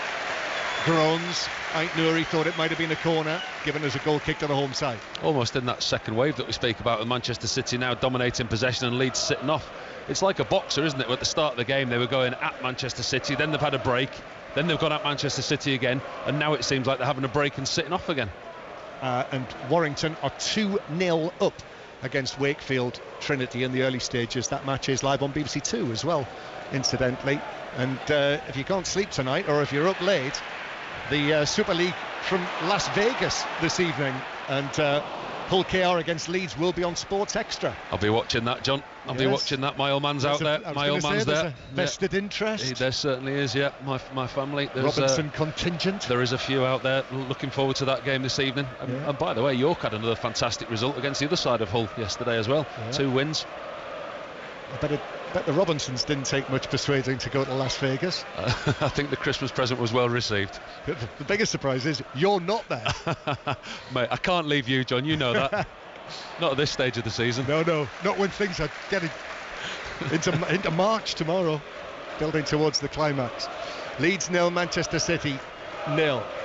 Yet to absolutely hit the dramatic heights this match, but Leeds United are playing their part, and they are doing their best to not let Manchester City settle. And we can see already this is a test for Pep Guardiola and his team, particularly without Erling Haaland. I think we'll just have to take Pep Guardiola at his word that it's not a big injury for Erling Haaland, but such big matches coming. Here's Mateus Nunes, he's released down the right, and then he gives the ball. Bernardo Silva allows it to run. Bernardo Silva's ball back into the penalty area, straight into the path of Ampadu, who swings a left foot through it, doesn't put it out of play, and then Goodmanson, who's trying to challenge Shirky, or who is it down there? Bernardo Silva. He's trying to get his leg around Bernardo Silva. Made contact with Bernardo Silva, but also put the ball out of play. And the assistant on the far side simply gave a throw-in to Leeds United, and Bernardo Silva has stayed on the ground. Well, it was a clash of both of them. Bernardo Silva first runs into Goodmanson, then Bernardo Silva runs into Goodmanson runs into Bernardo Silva, catches him, and I think it was probably more a popularity contest in that far left-hand corner for the assistant. That is a very good way of putting it. I mean, it was a high foot by Goodmanson underneath the left armpit of Bernardo Silva, which could easily have been given as a free kick to Manchester City. And the assistant chose to give neither and just had a throw in. Yes, in the corner between the Revy stand and the Jack Charlton stand at Elland Road, and got a great cheer for it as well. This, incidentally, Paul, is the same officiating team, Peter Banks, Blake Antrobus, Edward Smart, who were at Tottenham last Sunday and had all of the problems with their communication. As City, that's a nice ball forward from Shirky. This is for Marmoush. Marmoush into the penalty area, cuts back, and as he tried to lay it back across to Semenyo, it really came to nothing. Poor from Manchester City, from Marmoush. They've had decent possession, Manchester City, at times in this game, but it's all been in the middle third. Actually, what they've created in the final third has been very, very minimal. Carl Darlow has been very underemployed. Very. Here's Rodri. Rodri's fortunate, bounce back to him. Leeds have already got two men around Rodri there as they go back towards the halfway line. Fans below us here just applauding as one or two of the substitutes come out to warm up. City with Semenyo. Central area, Aronson bounces back to Diaz. Diaz's ball to the right hand side. Manchester City are on the move. It's worked to Mateus Nunes. His ball all the way across the 6-yard box. That's the best we've seen from Manchester City. No one could get a touch in the middle. There was no one there, actually, in the black Manchester City shirt. That's all it takes. Quick movement, a quick 1-2. Ball flashes across the 6-yard box, and that's what a quality team can do to you. Rodri playing it back to Bernardo Silva, who, it's hardly his fault, should have had a free kick. It wasn't given to him, and he's been booed now for the temerity of thinking that he might have had a free kick. Shirky, left-footed, flicks it out here to Ait Nouri. Ait Nouri with Bogle in front of him. Shirky back to Ait Nouri, could open up here. The ball all across to the near post is put behind by Ampadu. He was there, Strout was there, between them they put it behind. That's better from Manchester City, and it's no coincidence it's in the wide areas. Leeds with this back five and the three central defenders, they're quite happy when all the traffic is diverted into the middle and the width of the 18-yard box. Comfortable defending that. The two best moves that Manchester City have just had, well worked moves down the flanks, crosses into the box. That's Paul Robinson. This is 5 Live from the BBC. Listen as well via the BBC Sounds app. All the live radio is there. You can pause, rewind, listen again. Right now, Shirky is ready to take this corner for Manchester City, their first of the match. In it goes towards the back post. Strout gets up as well, heads it away. Rodri with a touch on the edge of the area, plays it back further away from the box to Bernardo Silva, still being booed. Shirky cutting in from the left, plays it across to Mateus Nunes. Mateus Nunes then curls it back out to the left-hand side. Bernardo Silva, the boos are following Bernardo. And then Shirky, Aronson trying to force him infield, which he does, then puts the challenge in. Manchester City back with it. Strout steps in, wins the ball back. It's been overrun by Ampadu, and Manchester City have won it back again. Bernardo Silva, his low ball through, bounces away, and Leeds are able to clear. Stack, it's a 50-50 with Mateus Nunes, and it's the Manchester City player who is able to emerge with the ball. So Leeds 0, Manchester City 0, with 10 minutes to go to half time. As I say, a string of commentaries tomorrow on 5 Live and Sports Extra. Rangers Celtic, don't miss that. That is on 5 Live from 12 o'clock. 2 o'clock Manchester United Crystal Palace, 4:30 Arsenal Chelsea, and also Fulham Tottenham. That's such a big game for Tottenham on Sports Extra as the ball comes into the Leeds penalty area. James Justin headed it. Darlow came for it, didn't get there, but the defender was able to get an effective header on it. Just a little bit of indecision there for Leeds. Comes back, Ruben Diaz's ball in. O'Reilly tries to get his head to it. Leeds clear, only out to Rodri. Thought about the shot. Calvert-Lewin actually did well, stopped them from being able to do that. City are building a bit of momentum here as we enter the last 10 minutes of the first half. Ait Nouri, little piece of skill from him, playing the ball from foot to foot. Shirky is able to receive it from Gay. A little shimmy from him, and Leeds having to be content with Manchester City in possession inside their half. O'Reilly, and then back it goes towards the halfway line again. And the other match tomorrow, Brighton Nottingham Forest, which is a 2 o'clock kickoff, which you can hear on Sports Extra 2. Says he's still in possession. Shirky just rolls it into space on the right-hand side. Mateus Nunes with Goodmanson. Shirky, his movement is brilliant, isn't it? Ryan Shirky. And then back to Diaz. Diaz on the edge of the penalty area. Aronson with the challenge. Back to Diaz. His ball across. No one in the middle or in the place where it mattered. And Bogle was able to head it away. Stack, he's beaten in the air. Ricochets forward. Ait Nouri gets it down, and City will go back into their own half. Indeed, Pep Guardiola's pointing them to go back there into their own territory. No one in the middle, or no one in the space where Erling Haaland would occupy. Doing really well, Manchester City, in the wide areas, sometimes refusing the ball into the box because there is nobody there. City again, flick to Mateus Nunes, then into the penalty area. That's cleared away by Gruev, who is the man back inside his box. Leeds well drilled here, well organised for this match. When they've come forward, they've been effective. Their press has been good, and when they've had to defend, they've been in the right places. Ball into the Leeds box again. This time it's Ampadu who scampers back into his own box and with his left foot clears it away up towards Calvert-Lewin. Challenging, tangling with Diaz. City have got it back. It's finding the balance for Leeds, because you say, you know, you can watch them and you can say obviously this week they've worked defensively on a team shape, and from our high elevated position here on the gantry you can see the team move as a unit, but it's finding the balance between that and the high press, because at the moment they're either high up the pitch pressing or they're sitting off. Still 0-0 here at Elland Road. Those floodlights now beginning to take full effect as Semenyo bounces off him. Lovely roll from him. Still got it. Good persistence from the former Bournemouth man. And then Rodri. Stack did well, got a foot in. Stack takes the ball away into the centre circle, plays it forward to Aronson. Aronson's got a long way to go into the area to beat Donnarumma, who comes out and makes the block. Narrowed the angle and was able to effectively block it behind, back onto Aronson and behind. Was never convinced that he'd score, Brendan Aronson. Never convinced at all. Stack does really well, breaks out of defence. There would have been a VAR check to see if Aronson was offside. Almost on the halfway line, works the ball through. Now it's City. Leeds players falling and bouncing off him. Marmoush shoots from the angle, but Darlow's able to go down, spreads himself down to his left and was able to make a routine save, and then overarms it out to Gruev. Gruev's pass, he could have picked out Calvert-Lewin, could have picked out Aronson. He passed it straight to Gay. It's opening up this, but the last thing that Leeds need to do is to go toe-to-toe and give Manchester City these spaces. And they are finding spaces with Mateus Nunes. Here's the cross. O'Reilly with a header. That's saved by Darlow. And then it's headed back to him. O'Reilly was almost in again. Well, Ampadu, almost inexplicably, even though Darlow had just made a parry, headed it back to his goalkeeper, who was barely off the ground, and almost let in O'Reilly. I mean, it's a great save. It's a really good save for Karl Darlow. He's going the wrong way. He checks back onto his left-hand side. He gets two hands on it. And what the goalkeeper does, he pushes it high up into the middle of the 18-yard box. Ethan Ampadu, he just looks at his goalkeeper as the ball's dropping, heads it back towards goal. I mean, the goalkeeper's still picking himself up from the bottom right-hand corner. Yeah, thanks very much.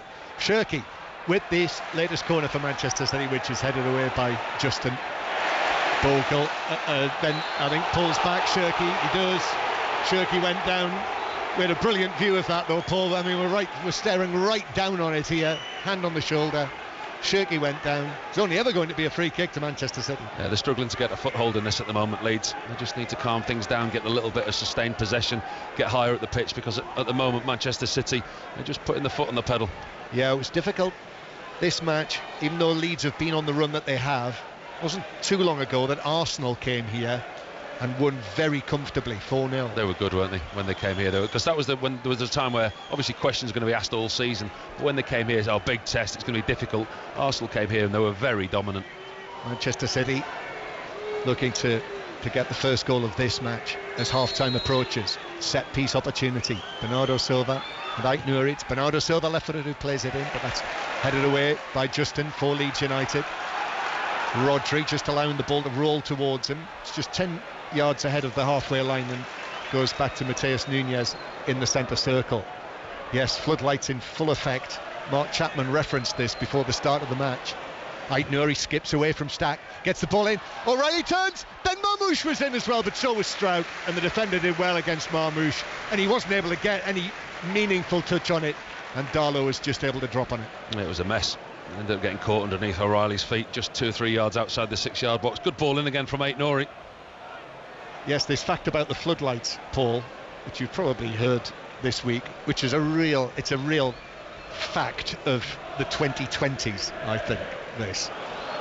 So Leeds, in matches at Elland Road that have kicked off after 5 o'clock, they're unbeaten in their last 25 league or playoff matches, which is quite niche and has the air of AI about it to me. 120, drawn 5. Yeah. It's an incredible record, isn't it? Yeah. But it is a fact, apparently. Offside flag against Manchester City, and it's a free kick. Are you suspicious of that fact? Is that the AI bit that you've got your suspicions? I can tell by your face for our listeners. He's suspicious. Just got the air of give me some niche facts about Leeds playing at Elland Road kind of feel to it. But you've played here, what it's like to be a Leeds United player in this stadium when things are going well. I think that's anywhere, John, in all honesty. You look back over the years, the 12 o'clock kickoffs, I mean, we've had some great 12 o'clock kickoffs, but they're generally not classics, are they? The games that you look back on and you think that are really memorable, 9 times out of 10, they're later in the day under the lights when there's a great atmosphere. Well, it's 0-0. This has not been a classic, but it's certainly a contest. James Justin forward, Calvert-Lewin, Aronson tried to get a touch on that. It was bouncing. Mark Gay does well, just gets himself in the right place.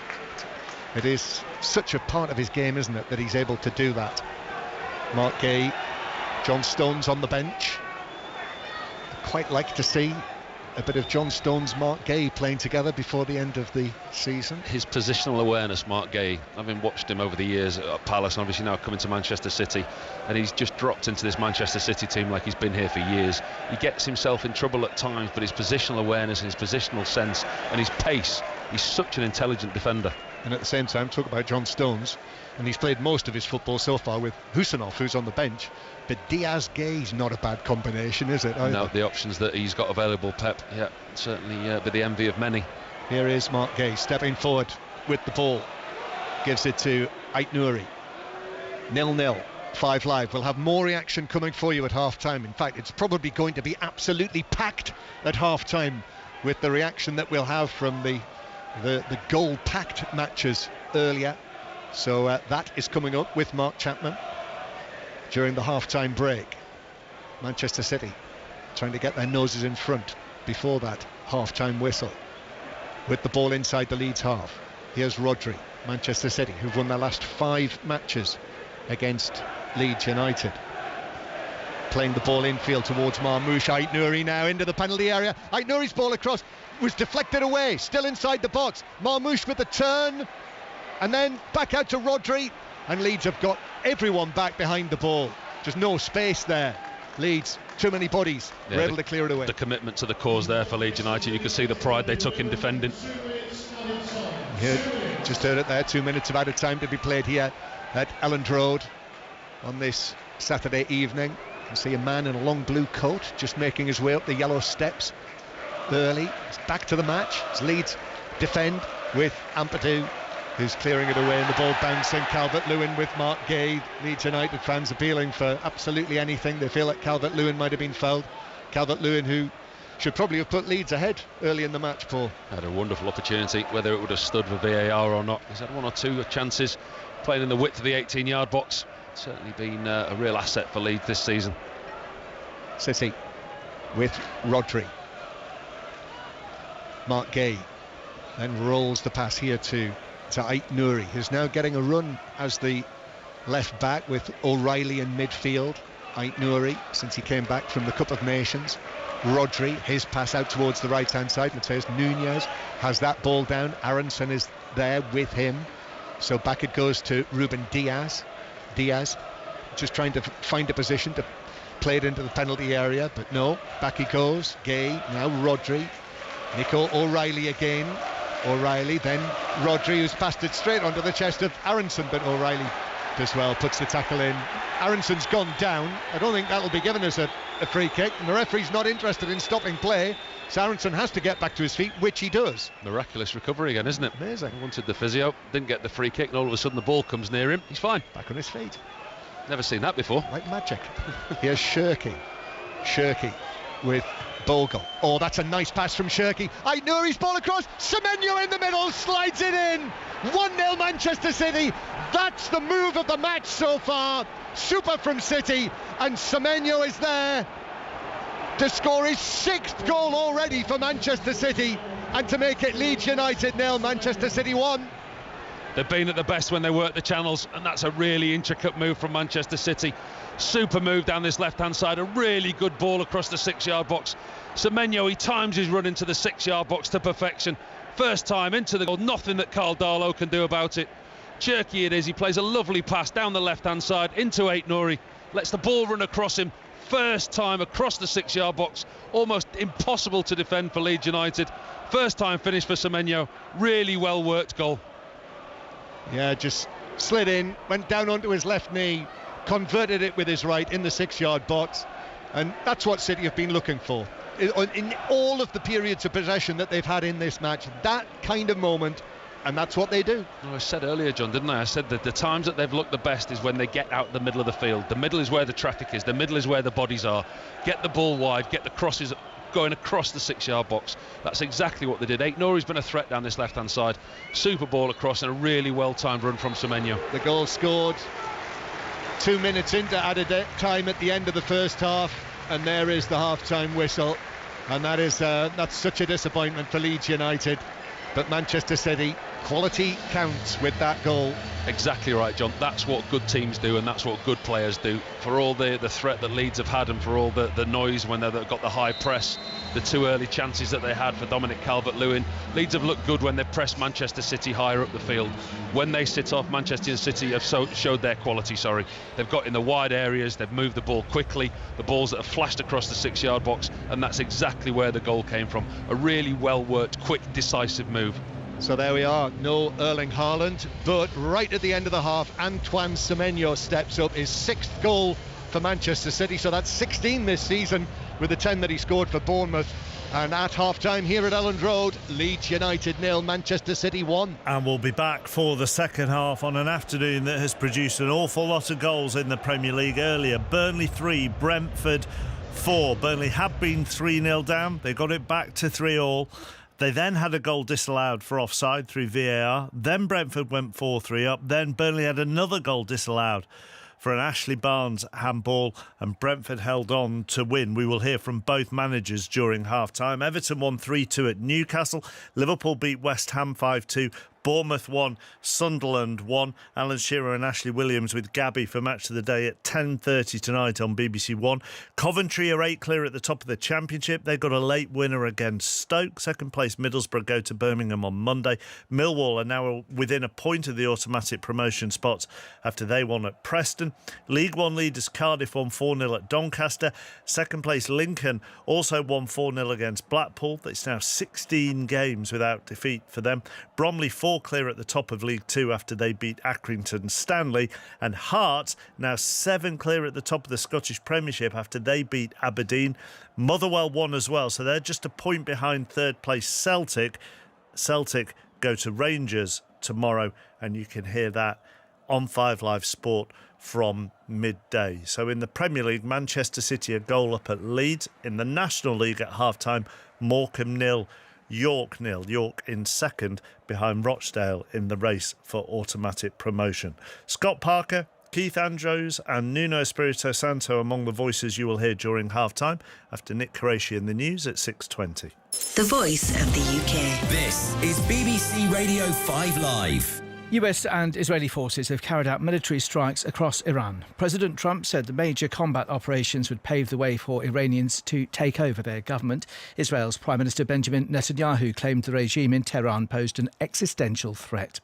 Iran launched retaliatory strikes targeting Israel, US military bases in the Middle East and Gulf states. Those are the sounds from Qatar's capital, Doha. The Israeli military says its defence systems have intercepted missiles. While the UK was not involved in this morning's strikes, the Prime Minister has revealed RAF planes have been mobilised to defend Britain's interests. An emergency meeting of the UN Security Council has been called for 9 o'clock tonight. Secretary-General Antonio Guterres has condemned the military escalation, warning that international peace and security are being undermined. And one other story tonight, Josh Simons has resigned as a Cabinet Office Minister over allegations a think tank he ran before entering government paid to investigate journalists. The MP for Makerfield says he's become a distraction from the government's work, despite Sir Keir Starmer's ethics advisor finding he had not breached the ministerial code. 5 Live Sports. Super League. To win it for Hokea! And he does! Celebrating with this special group of players. And Hull Kingston Rovers create their own history. Mikey Lewis! Man of the moment! It's easy to talk about it, but it's a lot harder to do it. He steps up and got his side off the mark. Super League. Look at the scenes behind the post. Wow. It is jubilation and joy. Listen on BBC Sounds. This is 5 Live Sports with Mark Chapman. Listen on BBC Sounds. 2 Super League games going on at the moment. Warrington lead Wakefield 14-2 at half-time. You can watch that on BBC Two. And midway through the first half, Catalan 0, St Helens 6. Hull KR against Leeds from Las Vegas. You'll be able to hear from midnight tonight on BBC Sounds. Let's go to the Premier League then. Burnley mounted an incredible second-half comeback against Brentford. They were 3-0 down, 3-1 down at half-time. They got it back to 3-3. They then had another goal ruled out before Mikael Damsgaard struck in the 93rd minute to put Brentford 4-3 up. Then Burnley went down the other end and had a last-gasp Ashley Barnes equaliser overturned by VAR for an apparent handball. Here's Scott Parker. I think we could be critical at this moment, and certainly I can, maybe in certain elements, and maybe the start of the game. I don't think I can remotely even contemplate speaking about the negatives, really, because the positives in terms of our reaction, 3 goals down, of course, like I said, we can be critical of that, but our general reaction, the fight, the spirit to get back into the game, 2 goals disallowed by the really finest of margins were defining really for us. And so I'm probably more sad than frustrated and disappointed. I'm probably more sad. I'm sad for the group because it takes a certain type really to be in that arena at half-time. At times your own supporters being hugely critical of you, and to come out and show the spirit and to stand up to the challenge which we faced here today, not just from Brentford but from the general atmosphere, was something that I'm hugely proud of this team for. And I say that weekly because obviously we've not won the game, but yeah, there was many positives really, and that makes me proud of this team. You think you've won it right at the end, VAR offside. You think you've got the equaliser even later, VAR handball. That must have been so hard to go through on the touchline. Yeah, it was. Yeah, it was. I think I've been around now since VAR's come in, and I had strong views a long time ago about VAR, and obviously in the modern day, we want perfection, and of course there's elements, if it is what it is, and VAR, I've not seen it back, and offside's offside, and if the handball's handball, that's the way it is, and that was heartbreaking for us, really, because I think we deserved that. Second half, I thought we was incredible, really, and to score 5 goals in the space of 60 minutes, really, from the 30 minutes when we was down 3-0 was full credit to us, really, and VAR and the fine margins of technology to the inch of a sleeve, calling something offside is the game of football we live in now, so we accept that really, and that's the way it is. So that was Scott Parker. Here's his opposite number, Keith Andrews. Obviously you're contemplating what you can do to affect the game, and whether that's from the bench, whether that's messages, but ultimately where it comes down to is you have to have trust in the players that you have, and I do have trust. Of course there's going to be moments where we don't do things as well as we could. Just said to the players that we need to learn from it. We've grounded out, and that's another learning curve for us. But yeah, well, listen, I'm well aware of what Burnley can pose and this place can pose. I've come here for many, many years. I watched them play Palace a few weeks ago. They scored 3 goals in, I think it was 7 or 8 minutes from 2-0 down to win the game. I know what they're capable of. I know how much they're fighting to stay in this league. Always knew it was going to be a difficult game. Would I have taken 4-3 before the game? Yeah, for sure. Let's switch to West Ham next. They stay in the bottom 3. They were beaten 5-2 by Liverpool at Anfield. Here's Nuno Espirito Santo. The final result and at half-time also, losing 3-0. When you play good, we have chances. We create so many situations. And in terms of the game, when the ball on play, we were okay. But disappointing as a coaching staff to concede set pieces. But the message was clear at half-time. Okay, this happens. This is football. Deflections can happen. Let's try to make it to our side. And the way the players came in the second half, we score early. We create a lot of situations. So a lot of positives, but also a lot of mistakes that need to be looked at and improve. And in terms of the bigger picture, obviously other teams around you have been picking up points of late. Is that something that actually makes it better for you? The more people that are involved in this end of season relegation scrap, teams below pulling the teams just above them down into it? No, look, we're going to get into the final sprint of the season. This is when everything is going to be decided. So what we have to do is keep fighting, keep believing. Because there's a lot of football to be played, and like I said, I think it may be absurd to say, but we play a good game and you lose. Okay, let's understand it, let's accept it, let's take it on the chin and react and bounce back against Fulham. Gary Flintoff with the questions to Nuno. Tierno Barry got a late winner for Everton as they won 3-2 at Newcastle. Here's Eddie Howe. It's a tough one for us to take today. I think it wasn't our best performance. We've battled back really well, I think, twice in the game. Everton are a tough team to play against when you're chasing the game. But we did it well. We got 2 good goals, and I think with 10 minutes left on the clock, you think that we're going to go all out to try and win the game, and conceded twice just after scoring, and that's unforgivable, really, from ourselves. I was going to say, what can you put that down to? And as a manager, that must be so annoying. Well, we never really had a chance to build any sort of positive from the 2 goals because, as far as my memory takes me, they were almost straight away. So almost the first phase of defending we had to do. I think we lost a few duels for the second goal. And then for the third one, we've given the ball away. So we only have ourselves to blame for that. But it seemed too easy to score against us. And that's been a familiar thing in the last few weeks. So certainly we've got to focus on being better defensively, being tighter. How are you finding your form at the moment? Because if we look across the board, good. It's just league, bit of a wobble. Yeah, league's not been anywhere near good enough. And that's the type of dangers of European football where you're going from competition to competition, and we haven't tried to take our focus off anything. It's always been the next game's the most important one, but our league form's definitely taken a hit, and today again we're really disappointed with the outcome. We should have been getting points today, and all we can do is try and put the wrongs right and try and work on the areas that we need to. I thought there was a lot of good in the performance mixed in there, but we need to get individual players playing back to closer to their best levels. We've got a few players that were below their levels today. So match of the day, 10:30 BBC 1 to the Scottish Premiership. Hearts now 7 points clear at the top after they beat Aberdeen 1-0. Their goal scorer, Claudio Braga. I feel like now we're getting to a point that we are maybe with a little bit more tension. We feel it from the stands a little bit. It's normal, and but at the same time we know we can do this, and we know that goal probably get the stands even more released of tension and behind us even more. They were amazing today. It was unbelievable. So it was really important to score the goal and to go 1-0 to the halftime, just so we can talk in the locker room also to know what we can do also second half. But yeah, the most important was the victory in the end. 9 games left. You're 7 points clear. Is the belief still? Is it increasing every week, or is it just trying to take it game by game?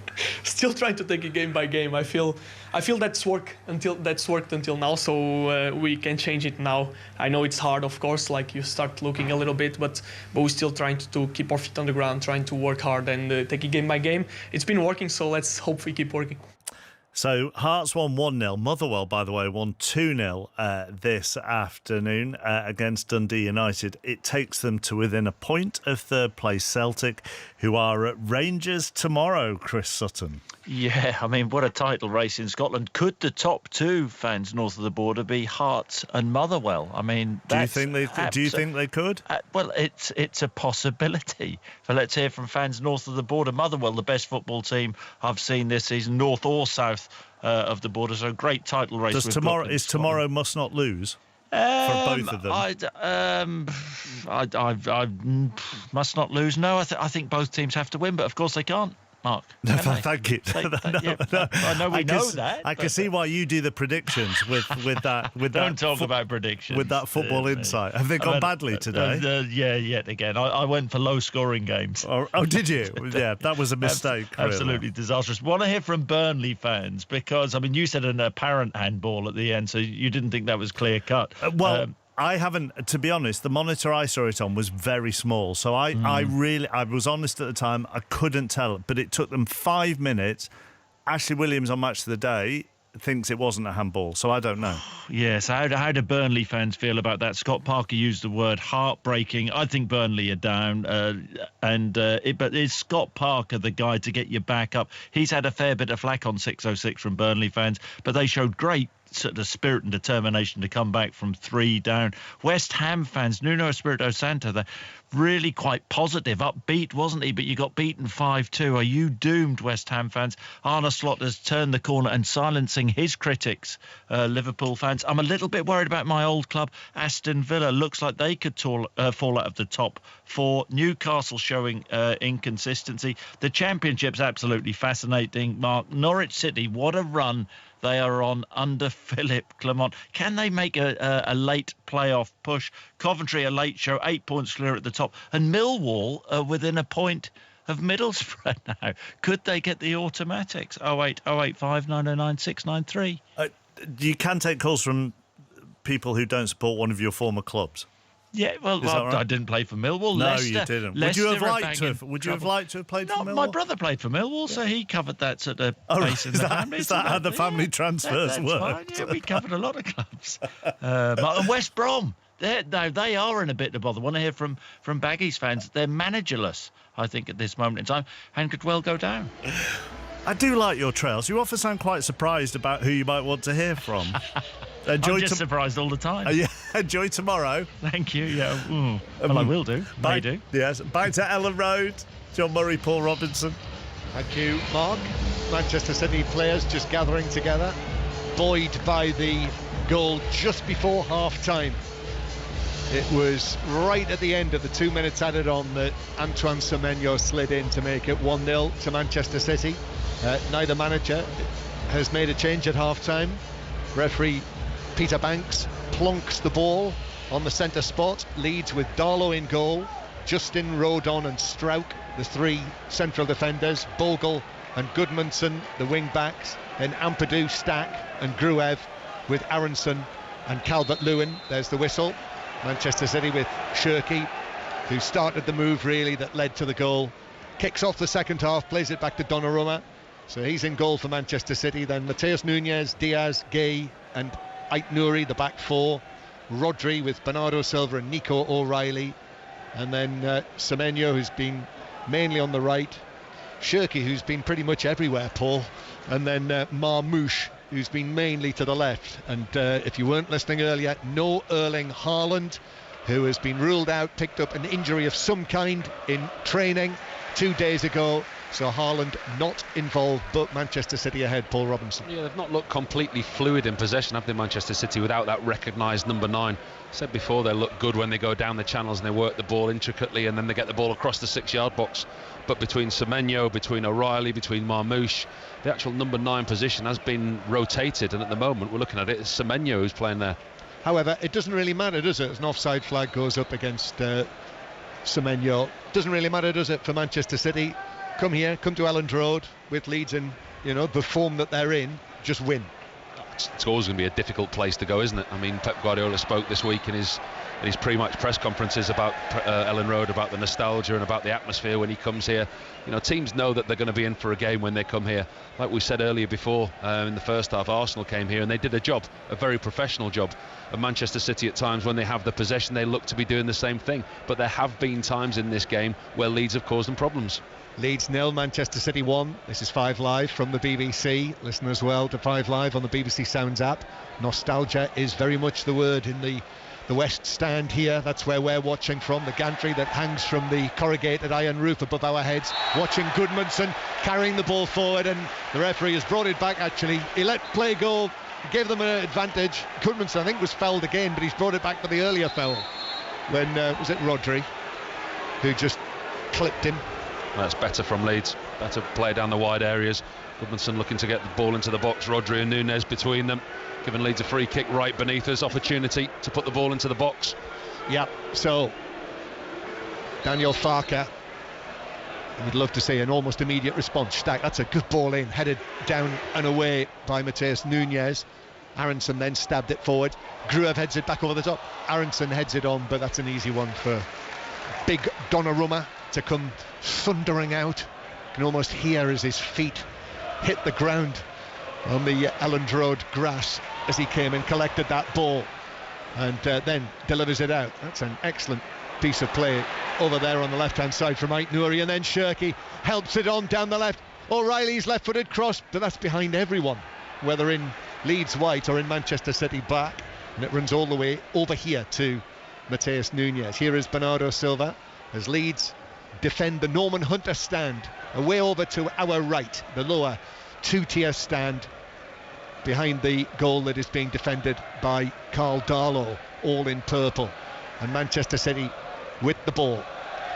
Here's Bernardo Silva.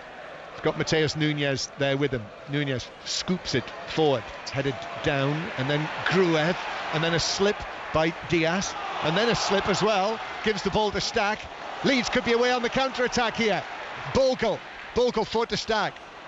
Black Manchester City shirts getting back. Oh, what a pass across the goal. Stack.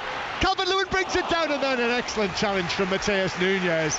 Just as Calvert-Lewin hit the shot, the outstretched right boot of Matheus Núñez deflected it immediately behind, and the Portuguese international is being roundly congratulated by his teammates for that.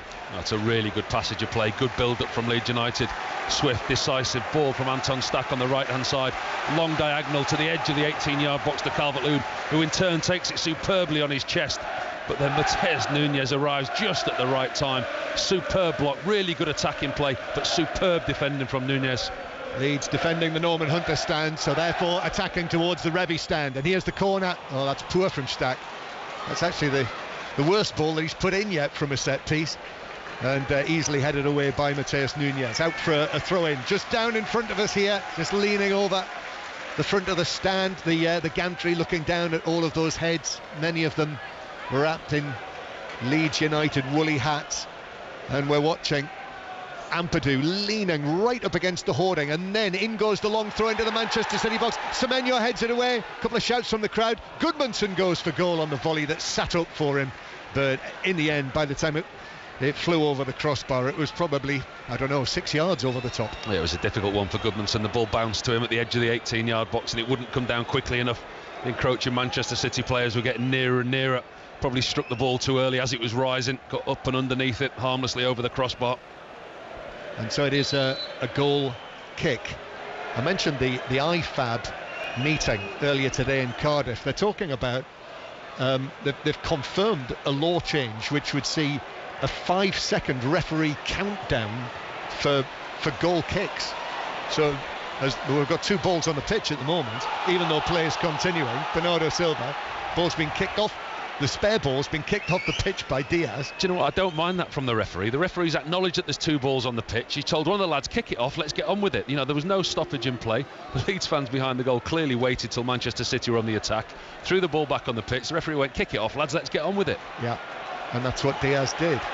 Mark Gay now is City trying to play the ball away from the back. City leading 1-0, and then it's out of play off Stack for a throw in to Manchester City. So yeah, so we will have, in the manner of the goalkeeper now being allowed a count of 8, so we'll have a situation where for throw-ins and goal kicks the referee will give them a count of 5, and if they don't do it by then, for a goal kick it'll be a corner. Well, the ball people are going to have to be quick around the edges of the pitch, aren't they? You know, the ball's not always quick at coming back from the stands or wherever. But listen, I don't mind anything that speeds the game up and prevents the time wasting. We see it so many times, don't we? You know, the goalkeeper going down. I mean, that's nothing new. I did that a long time ago. Managers would tell you to do that in certain situations. But actually, they're looking to increase the pace of the game so we don't lose those 90 minutes that a lot of the ball spends out of play. Yeah, read all about that on the BBC Sport website on the football pages. Dale Johnson's article from the IFAB meeting. Here's Shirky carrying the ball forward for Manchester City, giving it out to Ait Nouri on the left hand side, and then Shirky again. It's a delightful pass. It was the pass of the match so far from Shirky through for Ait Nouri that led to the Semenyo goal. Here they come again, City, and Matheus Nunes with the ball into the near post. Marmoush arriving up against Strout there, but he could only, as the ball bounced up for him, could only shoot wide of the near post. They get a lot of space in those wide areas, Manchester City, when they move the ball in that manner. Matheus Nunes, it is that time on the right hand side of the 18-yard box. When they're out of possession, Leeds United, even though they're a back 5 out of possession, they get very, very narrow, try and defend the width of the 18-yard box, and the spaces are down the sides. I only ever thought about speeding the game up, and this is all going to come in for the World Cup.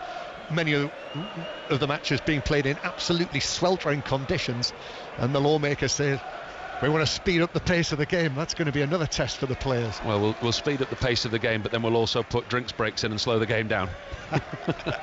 That's the yin and yang. Leeds 0, Manchester City 1. So with this scoreline, Manchester City would go to 59 points. Arsenal currently have 61. It's a long way to go. And this Leeds United team, remember how they came back against Manchester City at the Etihad Stadium at the end of November. Matheus Nunes playing the ball forward. Marmoush beaten by Gruev, and Ampadu's actually going to play it all the way back to the right to goalkeeper Darlow. Rodon receives it, Welsh international central defender. The big playoff match coming up next month. Gruev passing it forward to Calvert-Lewin, who was so clearly offside. Shock of shocks, the flag went up early, and it's a free kick to Manchester City. Yeah, it's the high line again from Manchester City. It's noticeably higher than they normally play. They're quite confident that Dominic Calvert-Lewin can't outpace Mark Gay. Got himself well offside there, Dominic Calvert-Lewin. As you say, the assistant on the far side put his flag up very early. 1-0 to Manchester City. And the goal, for those who weren't listening, Paul, it was brilliantly worked, doesn't it? And I imagine Shirky, who I mentioned with that initial pass, he won't get an assist for that, will he? Well, you'd get an assist of the assist, is it? Is that what that's the stats now? Yeah, we'll have to ask Dave. I'm sure there is some kind of an assist of an assist. Well, I heard Dave earlier talking about fast breaks, and I was wondering to myself, when does a break become a fast break? What is that? What is the point? As the ball's played to Semenyo. What velocity does a fast break consist of? Yeah, they've reached the fast break threshold. Throw in for Leeds. Take it back into their own half, and then Strouk back to Darlow, who passes it out to James Justin. Manchester City fans in good voice. I was told today that Manchester City very quickly sold out their allocation for the Carabao Cup final, incidentally, which, and you would think rightly so, but the City fans, as we know, I think this will be their 22nd visit to Wembley under Pep Guardiola, but sold out the allocation, and I think that underlines what a big occasion that is going to be. Well, I think it is. I think you forget football fans up and down the country, what they invest in their team, and the football fans come and they have their opinion, and actually what they invest and what they spend during a season, and to follow a successful team, I mean, that's even more expensive. Yeah. And with the kick-off times as they are, it's 1-0 to Manchester City. And today is a very good example, incidentally. Bournemouth-Sunderland at 12 o'clock today. And this match, relatively local affair, being played at 5:30 on a Saturday. Here's Shirky, then to Rodri. Sunderland fans probably listening to, still on the way back. Ball pass to Matheus Nunes. He's going to do well to keep that in. He slides, no, he couldn't get there, and it's out of play. Full throw into Leeds, halfway inside their own half. So still as it was at half time, City leading through that Marmoush through that Semenyo goal, which, if you go back into the latter period of time at Bournemouth for him, that makes it 8 goals in his last 13 Premier League appearances. £64 million, but he's settled extremely well here as another free kick to Leeds. Shirky was trying to get the ball back from between the legs of Gruev, and I think might have stepped on him as he was trying to get the ball out of there. Do you know what, John? I think you talk about the Manchester City signings, Semenyo and Mark Gay.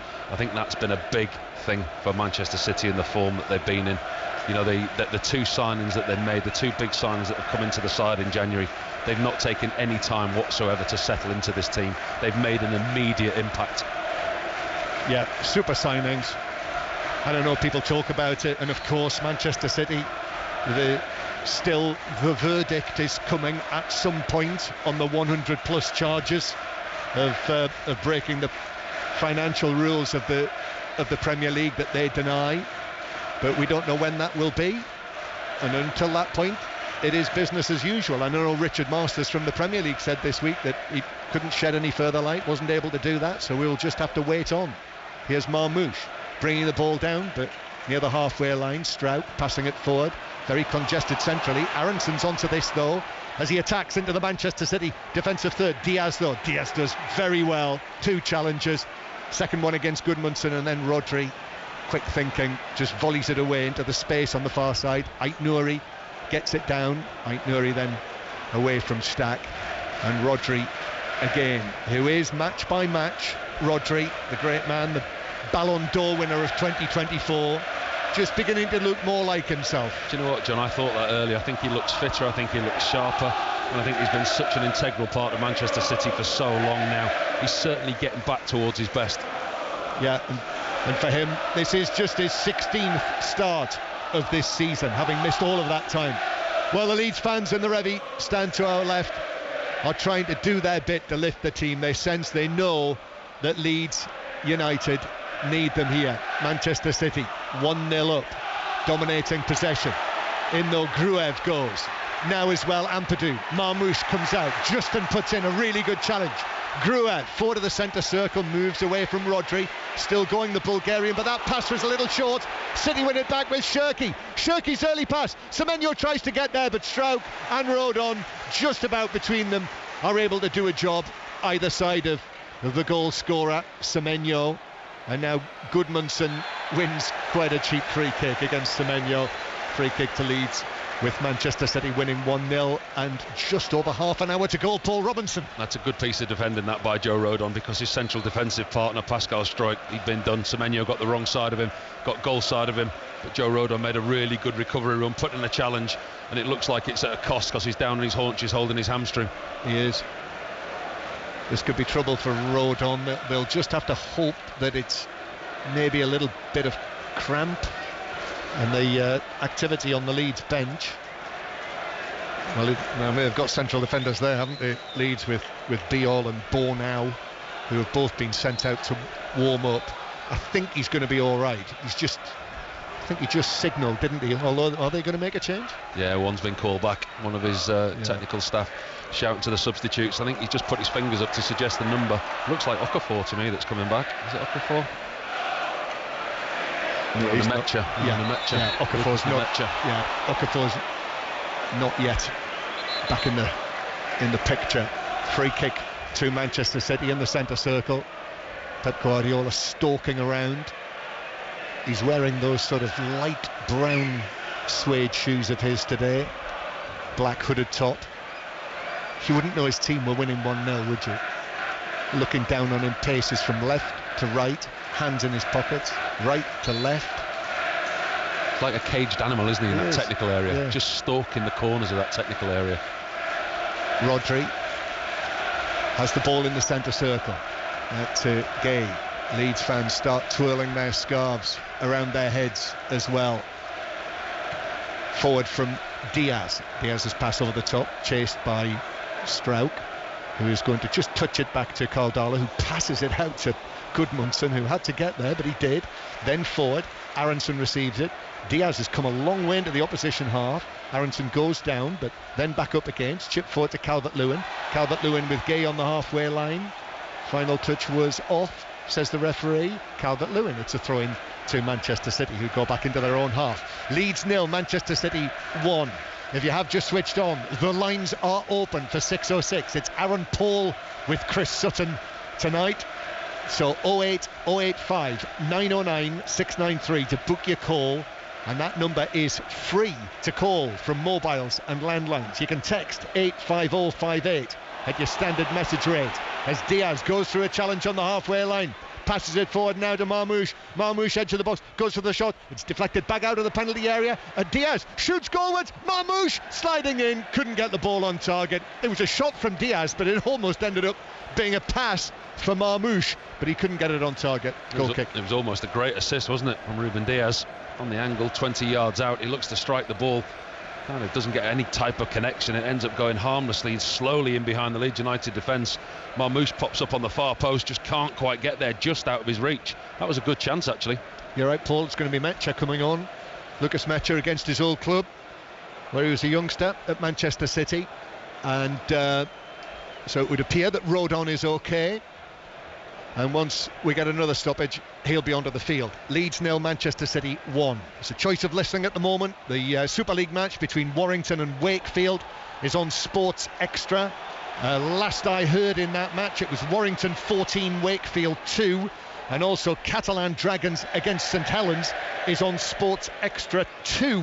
And St Helens were 6-0 up, last I heard, on Catalans. 1-0 here in the Premier League. Antoine Semenyo's goal. City, Manchester City, in the all-black kit with the white numbers and names on the back.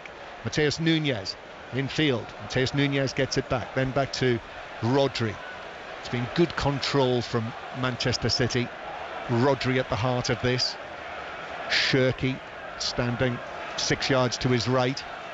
And then all the way back to Diaz and Gay, the central defenders. Bernardo Silva comes back almost into the right back position. Shirky once more. Back to Mark Gay, and then Nico O'Reilly says to Mark Gay, come on, give it to me. Last Saturday night, remember O'Reilly scoring those 2 goals against Newcastle.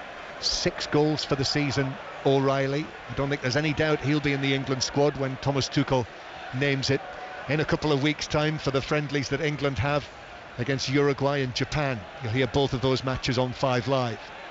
Here is Shirky. Shirky again in the centre circle. Manchester City, who are at home to Nottingham Forest on Wednesday night. Big game on Tuesday for Leeds. Paul, you're going to be here. Home against Sunderland. Yeah, those Sunderland supporters that are making their way back up north, they may as well stay over, aren't they? It's only Tuesday, quick turnaround, but they've had a fantastic season, haven't they, Sunderland? The way that they've approached the Premier League. They've come in and got some great results, and they're only, 1 or 2 wins away from actually cementing their future as a Premier League club. It's been a great story up at Sunderland. I think they've been excellent this season. Leeds win a free kick. Stack was fouled on that halfway line. Meanwhile, that is O'Reilly, isn't it, who stayed down over there. Here's the change for Leeds, and it is Brendan Aronson who is being withdrawn. Claps his gloves hands together as he comes off the field, and it is Lucas Mecha, as I say, the former Manchester City youngster who did score against City when Donnarumma saved his penalty at the Etihad Stadium. Back to him, put it into the net. That made it 2-2 before Foden eventually scored the late winner. So both Mecha and Calvert-Lewin on the field. And immediately Mecha goes and stands next to Calvert-Lewin. It's a signal that they're going to play 2 at the top. That's one thing that Daniel Farke has been criticised for, his in-game management at times. Since that Manchester City game and the change in formation, he's been a lot more proactive with his changes. He realises the situation of the game at the moment, and that's a really good, positive attacking change. And Mecha with 2 goals in his last 3 appearances as well. Saw him score at St Andrews against Birmingham in the FA Cup a couple of weeks ago. Next weekend they'll be at home to Norwich in the FA Cup.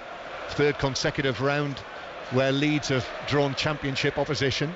See, Savinho is being talked to by Pep Guardiola. It looks as though he's going to be the first change that Guardiola is going to make. 1-0 City lead, narrowing the gap with Arsenal with this scoreline. Leeds on the back foot again. Mateus Nunes, yes, the fourth official, is just preparing the board. Oliver Langford down there on the side of the pitch, so Savinho is going to be onto the field very shortly, just swigging from a water bottle. Manchester City still with the ball. Leeds can't really get any momentum going.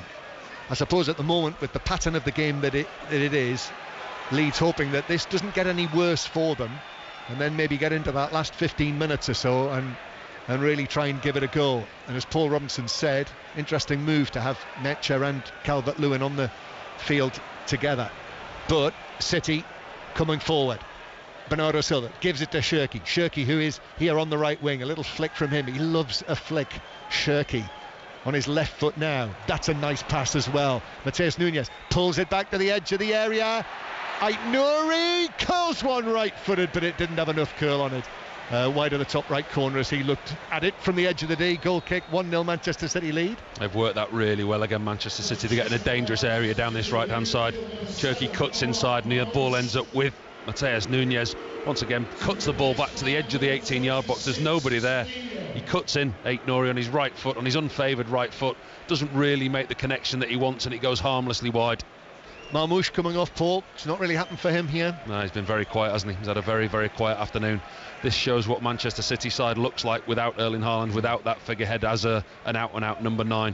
They've been very fluid. They've been very fluent in the movement up there, but actually there's been no main striker to occupy those three central defenders. So Savinho, who has been out with a thigh injury for 3 months, he is onto the field, and he has, where has he gone? He's gone as the number 9. He's playing up top at the moment in the middle. So 1-0 to Manchester City. Marmoush is off and Savinho is on. Lines open for 606. Aaron Paul and Chris Sutton. 08 085 909 693. Throw-in is given to Manchester City on the far side, and Nico O'Reilly has just sat down over there as well, just a few yards away from the side of the pitch, so we're going to have a stoppage here as well. Yeah, he's just gone back to his dugout, Pep Guardiola. Stood at the edge of his technical area, hands in his pockets, just wandered back to talk to his assistant and his coaching staff.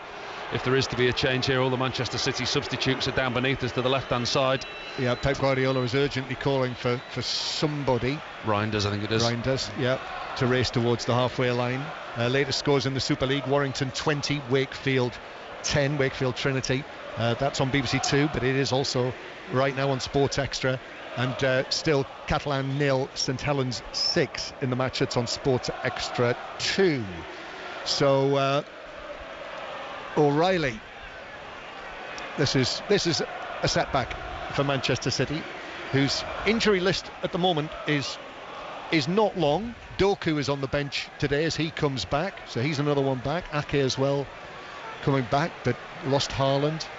Now it would appear losing O'Reilly, who is able to walk off the field on the far side, but they do make the change. So O'Reilly off, and Tijani Reinders coming on to replace him. Yeah, very much like for like. Probably a change that Pep Guardiola didn't want to make, and I hope that that's not too much of a serious injury to Nico O'Reilly. Kept his cards close to his chest, didn't he, before the game about Erling Haaland's injury, or the length of time, or what type of injury it was. The last thing that Manchester City need this stage of the season, when they're going to try and push towards the end, is to miss key players, and Nico O'Reilly's certainly been that 2 in 2 games for him. Yes, well, we can only take Pep Guardiola at his word as to what he said about Erling Haaland, that it's not too serious, but sometimes he can be quite vague about the time frame with injuries. Still only 1-0. Shirky, though, good persistence, carries it to the edge of the box, leads players all around him, and eventually the challenge comes in and it blocks it away back towards the halfway line. Manchester City with Bernardo Silva turns it forward to Mateus Nunes, who, under pressure again from 2 Leeds players, is able to pick out Bernardo Silva. And Bernardo Silva, the evergreen Bernardo Silva, 31 years old, This is 444th appearance. Plays it forward. It's deflected to Semenyo, who hits a shot which deflects well wide of the goal and behind, but it's a corner. And Semenyo there, half a chance, probably more than half a chance. Corner. It's a good chance. It really is a good chance. Manchester City work the ball well. Once again, it comes into Semenyo, gets in between two Leeds United defenders. He gets the shot off on his left foot. I'm not so sure it would have troubled Carl Darlow because it's not a great connection. He kind of bounces it into the floor, but it hits Pascal Stroke and goes wide of the right-hand post. Gives Manchester City a corner, but that was a good opportunity. City in no hurry to take this. Going back to our earlier conversation, Shirky breaks into half a trot out there and is ready now with the ball in the quadrant. Manchester City knowing that if they could get a second goal here, make it 2-0, that would probably be enough for the points. Shirky into the near post, headed by Rodri, then headed by Gay. And I'm not sure whether that might have struck the outside of the post. Darlow dived for it. Back in from Mateus Nunes. It's gone all the way over to Shirky on the left-hand side. Shirky now on his right foot, still going, low shot, that's blocked inside the penalty area. Comes out Bernardo Silva, wanted Rodri to leave it. Rodri's taken it on, he shoots, and that's deflected wide, well away from goal actually by Gruev and out for a throw. If he saved that, Carl Darlow, it really is a super save. Header in the middle of the 6-yard box. And Mark Gay, it's a deflection off the corner, gets to Mark Gay. Carl Darlow dives full length to his left-hand side. The ball's almost behind him. Puts a big left paw on it and he claws it out from almost behind the post. That's a super save from the Wales international. Yeah, excellent save. Right in front of the post. I think it was going in. I was absolutely going in. Yeah. He's clawed it from behind him. It was a really good save. Had to make the save. And that's the best chance really of the second half. Mark Gay with the header. Still Leeds 0, Manchester City 1. BBC Radio 5 Live and the BBC Sounds app. And Manchester City so close to the 2-0 lead, and the referee bringing play back because Shirky was caught there. The ball had gone, but Shirky has rolled off the pitch. But the free kick to be given to Manchester City on the right. What have we got left? Just less than 20 minutes to play. Yeah, it's an interesting point of the game now because Manchester City are pushing forward, but they don't want to push forward too much and expose themselves and leave the gaps for Leeds United. A couple more attacking substitutions for Leeds, Paul, with James and Gnonto about to come on with the pace that they have. It's a good boost for Daniel Farke to have Dan James back in the side, and that's a real attacking threat that's coming on now. It's real pace. Yeah, James has missed a lot of this season. Daniel Farke is leaning over in between the two of them in that big hooded jacket, giving them instructions. Free kick, Shirky takes it from out on the right wing for City, headed away by Calvert-Lewin with his long straggly hair. City move forward again. Bernardo Silva, lines open for 606 08 085 909 693 to join in from round about 7:30 tonight. Match of the day on BBC One this evening, anytime on the iPlayer, and the goals and clips, plenty of them today, will be available from 8 o'clock on the various BBC platforms for you to watch, but everything will be wrapped up with all of the analysis on Match of the Day tonight. It's going to be a cracker, that, isn't it? Match of the Day. Work out that running order with the amount of goals that we've had today. A goal fest, isn't it? As the ball is hit forward over the top of Calvert-Lewin. Gay, and then City with Reinders going back into their own half and all the way back to goalkeeper Donnarumma, who is passing the ball out. Mateus Nunes can't keep it in. Passed it right towards us here. Couldn't keep it in. Throwing to Leeds United. And Daniel Farke is going to make these changes now. So Gruev coming off from the midfield. Sure, this was all part of the plan. Were they in this situation? Only one goal in the match. 15 minutes to play. Off comes that defensive-minded midfielder Gruev. Gnonto coming on, and Bogle off as well. Very much an attacking change from Daniel Farke now, entering the last 15 minutes of the game. So back to a back four? You would suspect so. Dan James will certainly occupy the right-hand side. He's got pace down that right-hand side. He'll always be a threat. Long throw though, immediately. So the two changes. Metcher already on the field as well. Earlier, Leeds 0, Manchester City 1. Ampadu with a long throw, headed up in the air by Semenyo. The whistle's gone. Donnarumma comes and catches. Referee Banks spotted a push in there, I think, as much as it's possible to tell from set pieces. very much a talking point, isn't it, at the moment? Well, corners, set piece, throw-ins. We did it last night on the show with Darren Fletcher. We talked about the Manchester United Everton game earlier on in the week and what almost a rugby scrum it's become. And I think the only way that you are going to stop that from set plays is start giving penalties. You go one Saturday and you start awarding penalties, believe me, it soon stops. Here is Leeds, ball won back by Goodmanson. Gnonto has given it away. First contribution, the Italian international passed it to Reinders, and Manchester City are coming forward. He's beaten 2 men, still going Reinders, and then Gnonto coming and tackling back has brought him down. Wasn't much in that challenge, but enough for a free kick, and City have managed to relieve that little bit of pressure that Leeds had on them. Pep Guardiola's in the ear of the 4th official down beneath as he wanted a free kick earlier on in the play. So City take a quick free kick, actually, leading by 1-0. Would move again to within 2 points of the leaders, Arsenal. Rodri. Oh, there's so much space for Ait Nouri out there on the left, and Rodri has picked him out in the full-back position. Ait Nouri, eventually James gets there. Still Ait Nouri, back to the edge of the box. Bernardo Silva in. Oh, and a header away by Strauk for Leeds United. And then back into the centre circle. Well, I did wonder who was going to play on the right side of the Leeds defence. It is Justin, James Justin, who then collides with Gay as he brought forward, and that's given as a free kick. I think that's the right decision, actually. The two of them came together, but Justin was a little late on Gay, and it's a free kick to Manchester City. It's unpopular, but it's right. The Ellen Road crowd held on to everything that they can at the moment. It was a tackle by James Justin. He was late. Mark Gay got there first. Manchester City at the moment, they seem to be managing the game really well, but at 1-0 nothing's obviously secure at this stage of the game, but you do feel that they haven't been under any real threat from the Leeds United attack.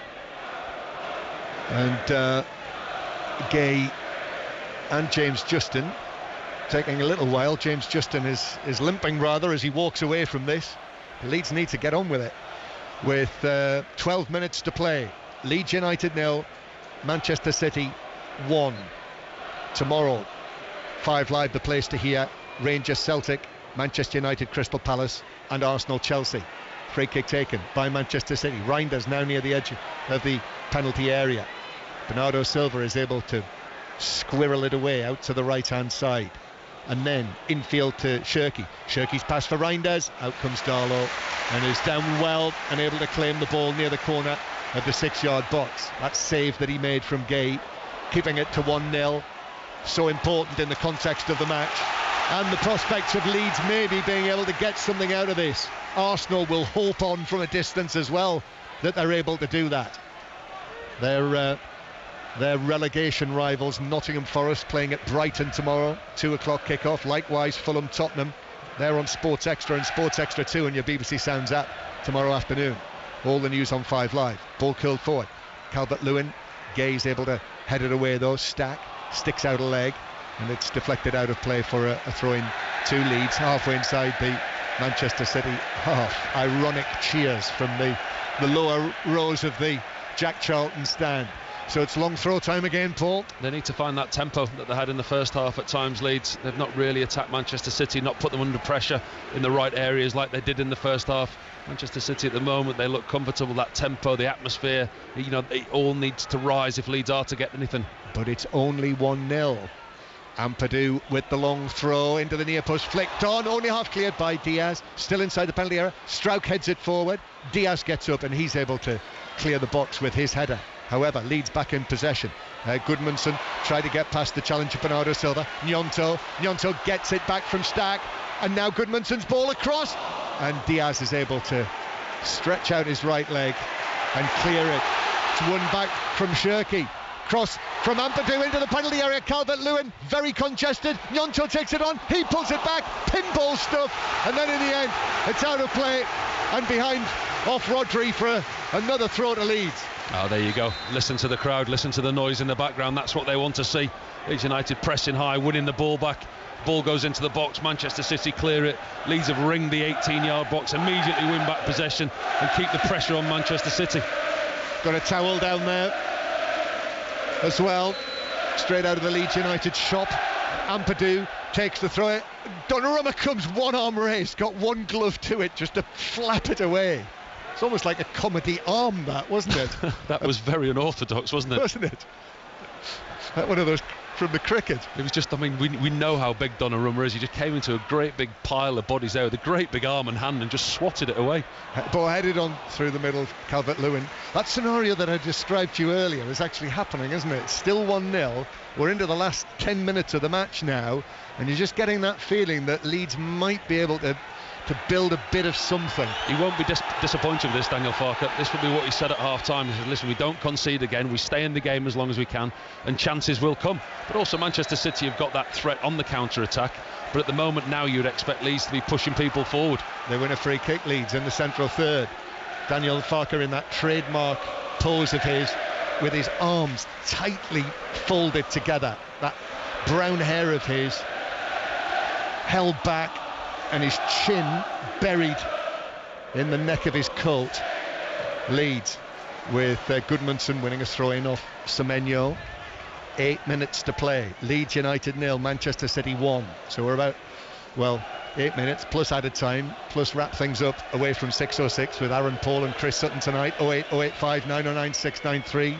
Maybe if you are one of those Sunderland fans who are travelling back from Bournemouth. I know Chris wanted to hear from Leeds, Norwich City supporters. Shirky for Manchester City. Shirky then all the way back to Diaz forward. And that all bounces awkwardly for Justin, who is able to head it back to Rodon, who passed it back to Darlow, who cleared. As Justin loses out in the challenge to Reinders. Rodri just allows the ball, just that extra time for the extra class of Rodri there, not hurried. The ball just bounced to him and he placed the pass out to the left-hand side where he wanted it. But now more hustle and bustle from Shirky. Wasn't able to thread the ball through to Semenyo just outside the Leeds penalty area. Now long and forward from Ampadu. This is one for Dan James to chase, shoulder to shoulder with Gay, who wins the race and is able to get to the ball first and turn it up the line, keep it in play to Ait Nouri. Well defended again from Mark Gay. Gay then infield to Reinders. Semenyo though, he loses possession. Now here's Gnonto on the other side, the left wing, ball into the area, it's deflected and a stretch for it by Mecha. Both Diaz and Mecha are appealing. The referee thinks about it and gives the corner, and City are incensed. Rodri runs to the referee as if to say, what on earth are you thinking of? Disappointed Manchester City. That was given as a corner. It was almost a double deflection, very difficult to tell who it came off. Those new rules you're talking about, they're not in yet, are they? No. VAR might have looked at that one. Exactly. Corner then from the left. Stack to take it. There's wrestling going on. Ampadu. Bernardo Silva goes down. Referee Banks is pointing out here Donnarumma. Gnonto, little Willie Gnonto goes to Donnarumma, puts his hand on Donnarumma's backside. Donnarumma brushes him off quite comically, and the referee is showing a yellow card, I think, to Donnarumma for exactly that. Well, that's a cheap yellow card for Donnarumma, but it's another corner for Leeds. Grappling continues. Big moment this, 1-0 Manchester City. Stack with a corner, in it goes, Donnarumma comes, but it's headed away effectively and well by Rodri, who is able to get up on the edge of the 6-yard box. Got 5 minutes to play. Another double change for Leeds is coming. Biol is coming on, one of the central defenders, Gnonto, playing the ball in field. And then forward it goes, but challenge came in on Gudmundsson. It bounces to Mecha. Mecha just keeps his feet under the challenge.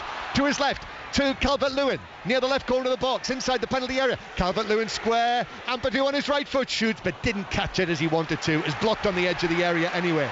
James, though, the ball stays in play. James back to Ampadu. Here's the cross into the Manchester City box. Calvert-Lewin allows it to bounce to Gnonto. Gnonto back across. Calvert-Lewin jumps for it. Was thinking about the overhead kick. Leeds players are suggesting that he might have been fouled. I'm not so sure about that. Still Leeds come again. Gudmundsson now on the left-hand side. The ball is worked across, but James Justin was the player who crossed it, but it was cleared away by Manchester City. Then it bounces out, still on the edge of the penalty area. Mecha to James. The pressure increasing from Leeds United on City. James, ball across, a good one too. And it was Mark Gay who fell on it to block it behind for a corner. Yeah, listen at that noise, listen at the tempo inside Ellen Road at the moment. Leeds are turning up the volume with the pressure, the possession that they're trying to have, putting balls into the box. Dominic Calvert-Lewin's claiming a handball there. It looked like a good piece of defending between Nunez and Ruben Diaz. Ball into the box. Calvert-Lewin tried the spectacular, tried the overhead kick, but Ruben Diaz stood firm. Yeah, I don't think there was anything wrong with that, was that? He's going to make the changes now, before they have the corner. James Justin coming off, so Biol is coming on, but Pirro as well. And so James Justin off, with Jakob Biol coming on. And it is also Joe Rodon. So 2 defenders off. Biol is on, and he'll be a presence in the penalty area here. And Nathan Ake is also going to come on for Manchester City. And I think they are going to make that change now as well. Shirky is the player who is being withdrawn. Involved in the only goal that we've seen here, Shirky. Being booed off by the Leeds players, cheered off by the Manchester City fans, and Nathan Ake coming on. Yeah, well, there's the difference in mentality between the two managers there. Pep Guardiola, clock ticks towards 90 minutes, 87 on the clock. He wants to shut up shop.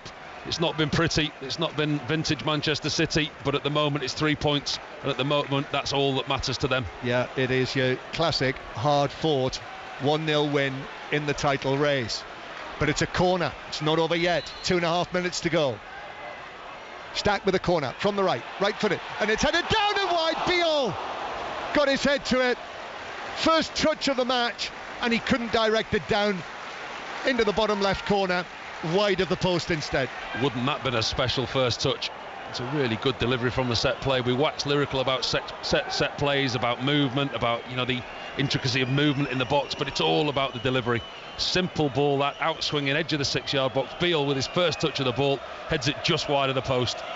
Super League latest: Warrington 22, Wakefield Trinity 16, and Catalan nil, St Helens 6 is still the latest score. Commentary on those matches on Sports Extra and Sports Extra 2 right now via your BBC Sounds app. Leeds 0, Manchester City 1. Late in the evening, round about midnight on Sports Extra, you'll be able to hear Hull KR against Leeds, and as they announce the attendance, 36,838. Let me just underline that every single one of the Premier League matches on Tuesday, Wednesday and Thursday night, you'll be able to hear with us on 5 Live or via the various platforms on the BBC Sounds app. So that's the Premier League in midweek. Then FA Cup commentaries next weekend, when I'm very much looking forward to a visit to Wrexham. The Welsh League Cup final. You've done the rounds, you, in the FA Cup this year, haven't you? You've had some absolute crackers. The Macclesfield one we had was great. Yes, that was. Guess where I'm going?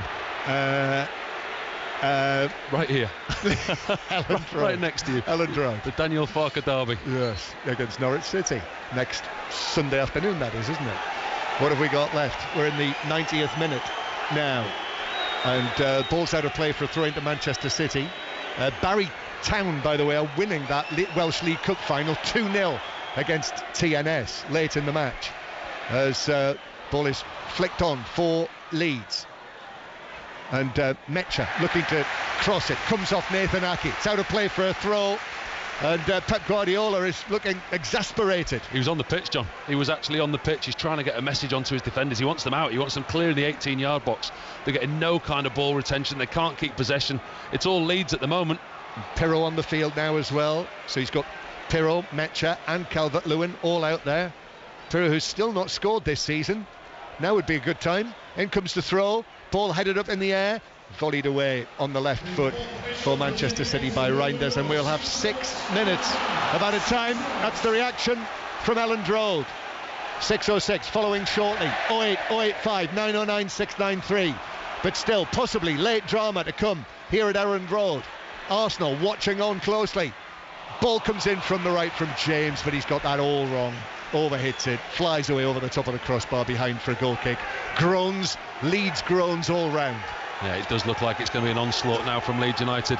Manchester City sitting in an uncharacteristic defensive shape, allowing Leeds possession. They're going to put bodies into the box, long balls forward. Pep Guardiola down beneath us. He's nowhere near his technical area. He's almost on the pitch. The fourth official's doing everything he can. He's really not happy, the Manchester City manager. Is the fourth official doing all he can? Well, as much as he can talk to Pep, yeah. He's actually just moved to within a couple of yards of him, and that's it. I think he's getting ignored, John, in all honesty. Yeah. Struijk hits it forward, comes back at the Leeds United defence. Darlow comes out. Darlow on his right foot has only been able to plant it out of play on the halfway line. This will, for Leeds, be only their third defeat in the last 17 matches.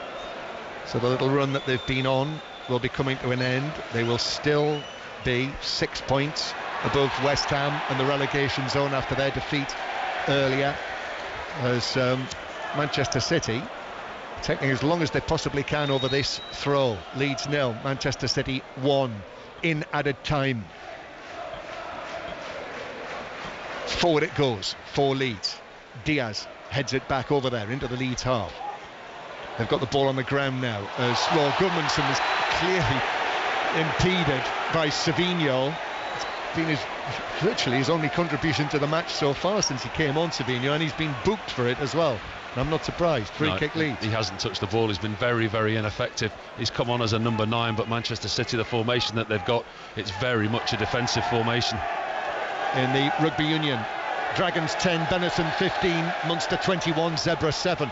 Latest scores. United Rugby Championship.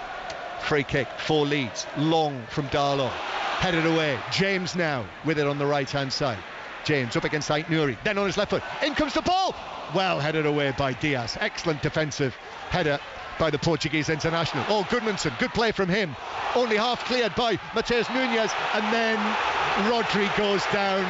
There was contact from Goodmanson. Rodri went down, won the free kick. He's clever. He's very clever, Rodri. Very, very experienced. He knows that his team are under pressure. He knows that we're ticking well into injury time. Leeds on the attack, putting pressure. Goodmanson does superbly well, wins the ball back, gets into the 18-yard box. Rodri's extremely clever. He puts himself in between player and ball. As soon as he feels any type of contact, goes over. 10 times out of 10 you get a free kick, and he's done that. Rodri being loudly and roundly booed by the Leeds United supporters on the other side of the hoardings, and he doesn't care one bit. He gets up, walks away, head down. That was important. Here he is again, Rodri. Probably a contender for the man of the match today. Been quietly effective, John, hasn't he? Yeah. He's gone about his business in the usual Rodri fashion. Ball played forward in the Manchester City right back area. We're in the 4th minute of added time. 6 were indicated, so a minimum, as they always say, of 6 minutes of added time. Stack playing it back. There's still a chance for Leeds United to try and find the equaliser. They're on this run of draws. They'll happily take a draw now from this match. Forward it goes from Ampadu, but he's overhit that by a distance way beyond Mecha. And Donnarumma will just pick the ball up as Mecha arrives on the scene. And we are now in the 5th minute of added time. Donnarumma launches it away over the halfway line. Struijk heads it back across the centre circle. Calvert-Lewin challenges for it. Calvert-Lewin again with a header forward. But then Rodri hooks it away. Only to Ampadu again. The Leeds United captain returning it back to Biol, who had that chance for Leeds. But they've been few and far between in the second half. But they are finishing the match strongly, Leeds United. Struijk to Goodmanson. Goodmanson on the left wing. Pep Guardiola watching from well out of his technical area. Goodmanson again. He's challenged by Savinho. No free kick given. And Manchester City will take the ball downfield. It's not a gung-ho counter-attack, not by any means. And actually, in the end, Stack's able to slide in ahead of Savinho and return it to goalkeeper Darlow. Well, I think this is it. This is the last chance for Leeds. It's got to go long. It's got to go long. It's got to go direct. Get the central defenders forward. This really is the last knock-ins of this now. Yes, it is. Crucial for Manchester City in the title race. 1-0 lead away from home at Elland Road. Trying to hang on to what they've got. Stack, middle of the Manchester City half. The question is whether they're going to find a final chance. Curled into the area, headed across goal, but Donnarumma is able to quite happily allow that to bounce. He tried to head it across Mecha. It's all he could do probably from the position that he was in, and it just bounced back to the Manchester City goalkeeper. It was a decent ball into the box to Nemecha. He couldn't really get any pace onto the ball because it was a slow delivery into the box. Tried to head it down to Calvert-Lewin, bounced in between Donnarumma and Ake, harmlessly for the goalkeeper. 10 seconds to go of the 6 minutes. It had to go long to Calvert-Lewin, who tried to flick it on, but he flicked it to Ait Nouri, and I think this will be it. It's whacked away downfield. Cheers from the Manchester City fans. It's out of play. It's a throw-in that's been given. There will be one more chance. Throw-in to Leeds on the halfway line. We're now well beyond the 6 minutes, and there it is. There is the final whistle. Pep Guardiola was berating Oliver Langford, the fourth official, and saying, why didn't the final whistle go? And he's still doing it. Daniel Farke comes across, gives Guardiola a quick shake of the hand, and Pep Guardiola, he has friends, family, I guess, in the crowd here, and he's turning, blowing kisses to them, waving to them. What a hard-fought win that was, but what an important one as well for Manchester City. No Erling Haaland, they've won it 1-0, Paul Robinson. There's no pictures on the league table come the end of the season, and that certainly wasn't a performance that Pep Guardiola will be looking at tactically and thinking Manchester City came here and they dominated. That was a true professional performance, job done. Sorry, John. I was just going to say, another embrace between Pep Guardiola and Daniel Farke near the centre circle. That's a really warm embrace, isn't it, between the two of them? Well, I think Pep's probably more relieved. I think the way that they approached the game today, they controlled certain parts of it, but Leeds always had that threat without really creating too many chances in the final third. Donnarumma in the second half wasn't as troubled as Leeds fans would have liked him to have been. First half, Leeds played really well on the front foot, but actually Manchester City have come here. They've walked away with a 1-0 result, and the result is all important for them. Not the performance, it's all about the result for them today. Yeah, and a really fine goal, a really well-worked goal, real quality that led to the Semenyo goal just before half-time. It was difficult for Manchester City at times. You know, Leeds made it difficult for them, but the quality that they had was in the wide areas, the intricacy of their passing when they got down the width of the 18-yard box. Leeds defend well with that back five, and they defend narrowly, and when the traffic's all in the middle, they cope with it quite easily. Manchester City were at the best when they worked it wide, they flashed the balls across the box, and that's where the goal came from. Great ball in from Ait Nouri, Semenyo with a simple finish, and that was a touch of class. That little bit of play that they put together, it showed why they are where they are. So there we are, handshakes all round, down on the pitch. The Manchester City players going to the officials on the halfway line. Leeds losing for the first time since their defeat here against Arsenal at the end of last month, and for Manchester City again, they're close to within 2 points of Arsenal with their 6th win in a row in all competitions, 4 in a row in the Premier League. Paul Robinson, thank you very much for your company here at Elland Road this afternoon. 6:06 on the way, so 08085 909 693 to join Aaron Paul and Chris Sutton. You can text 85058. Tomorrow in Sunday Breakfast on 5 Live with Jeanette Quatchy and Stefan Powell, they'll have all the news and be reviewing and previewing all of the top sport. Colin Murray will be on at 10 o'clock in the morning. James Toseland among his guests ahead of the new MotoGP season. And then 4 Premier League commentaries on 5 Live or Sports Extra, and Rangers Celtic 5 Live, the place to hear for that from 12 o'clock after Steve Crossman gets 5 Live Sport underway at 11:45 in the morning. But the Manchester City players going to their supporters, fists clenched and raised by Rodri. A good night for them. They finished Leeds 0, Manchester City 1. You will hear Pep Guardiola and Daniel Farke during the course of 606, which is coming next with Aaron Paul and Chris Sutton after the 5 Live News. The voice of the UK. This is BBC Radio 5 Live. Hello, with the latest, I'm Nick Qureshi. Iran has retaliated with missile strikes targeting Israel and US military bases across the Middle East after Iranian cities were struck in a wave of bombardments this morning. Donald Trump and Benjamin Netanyahu launched what they called major combat operations aimed at eliminating threats from the Iranian regime. Iran's foreign minister has called the strikes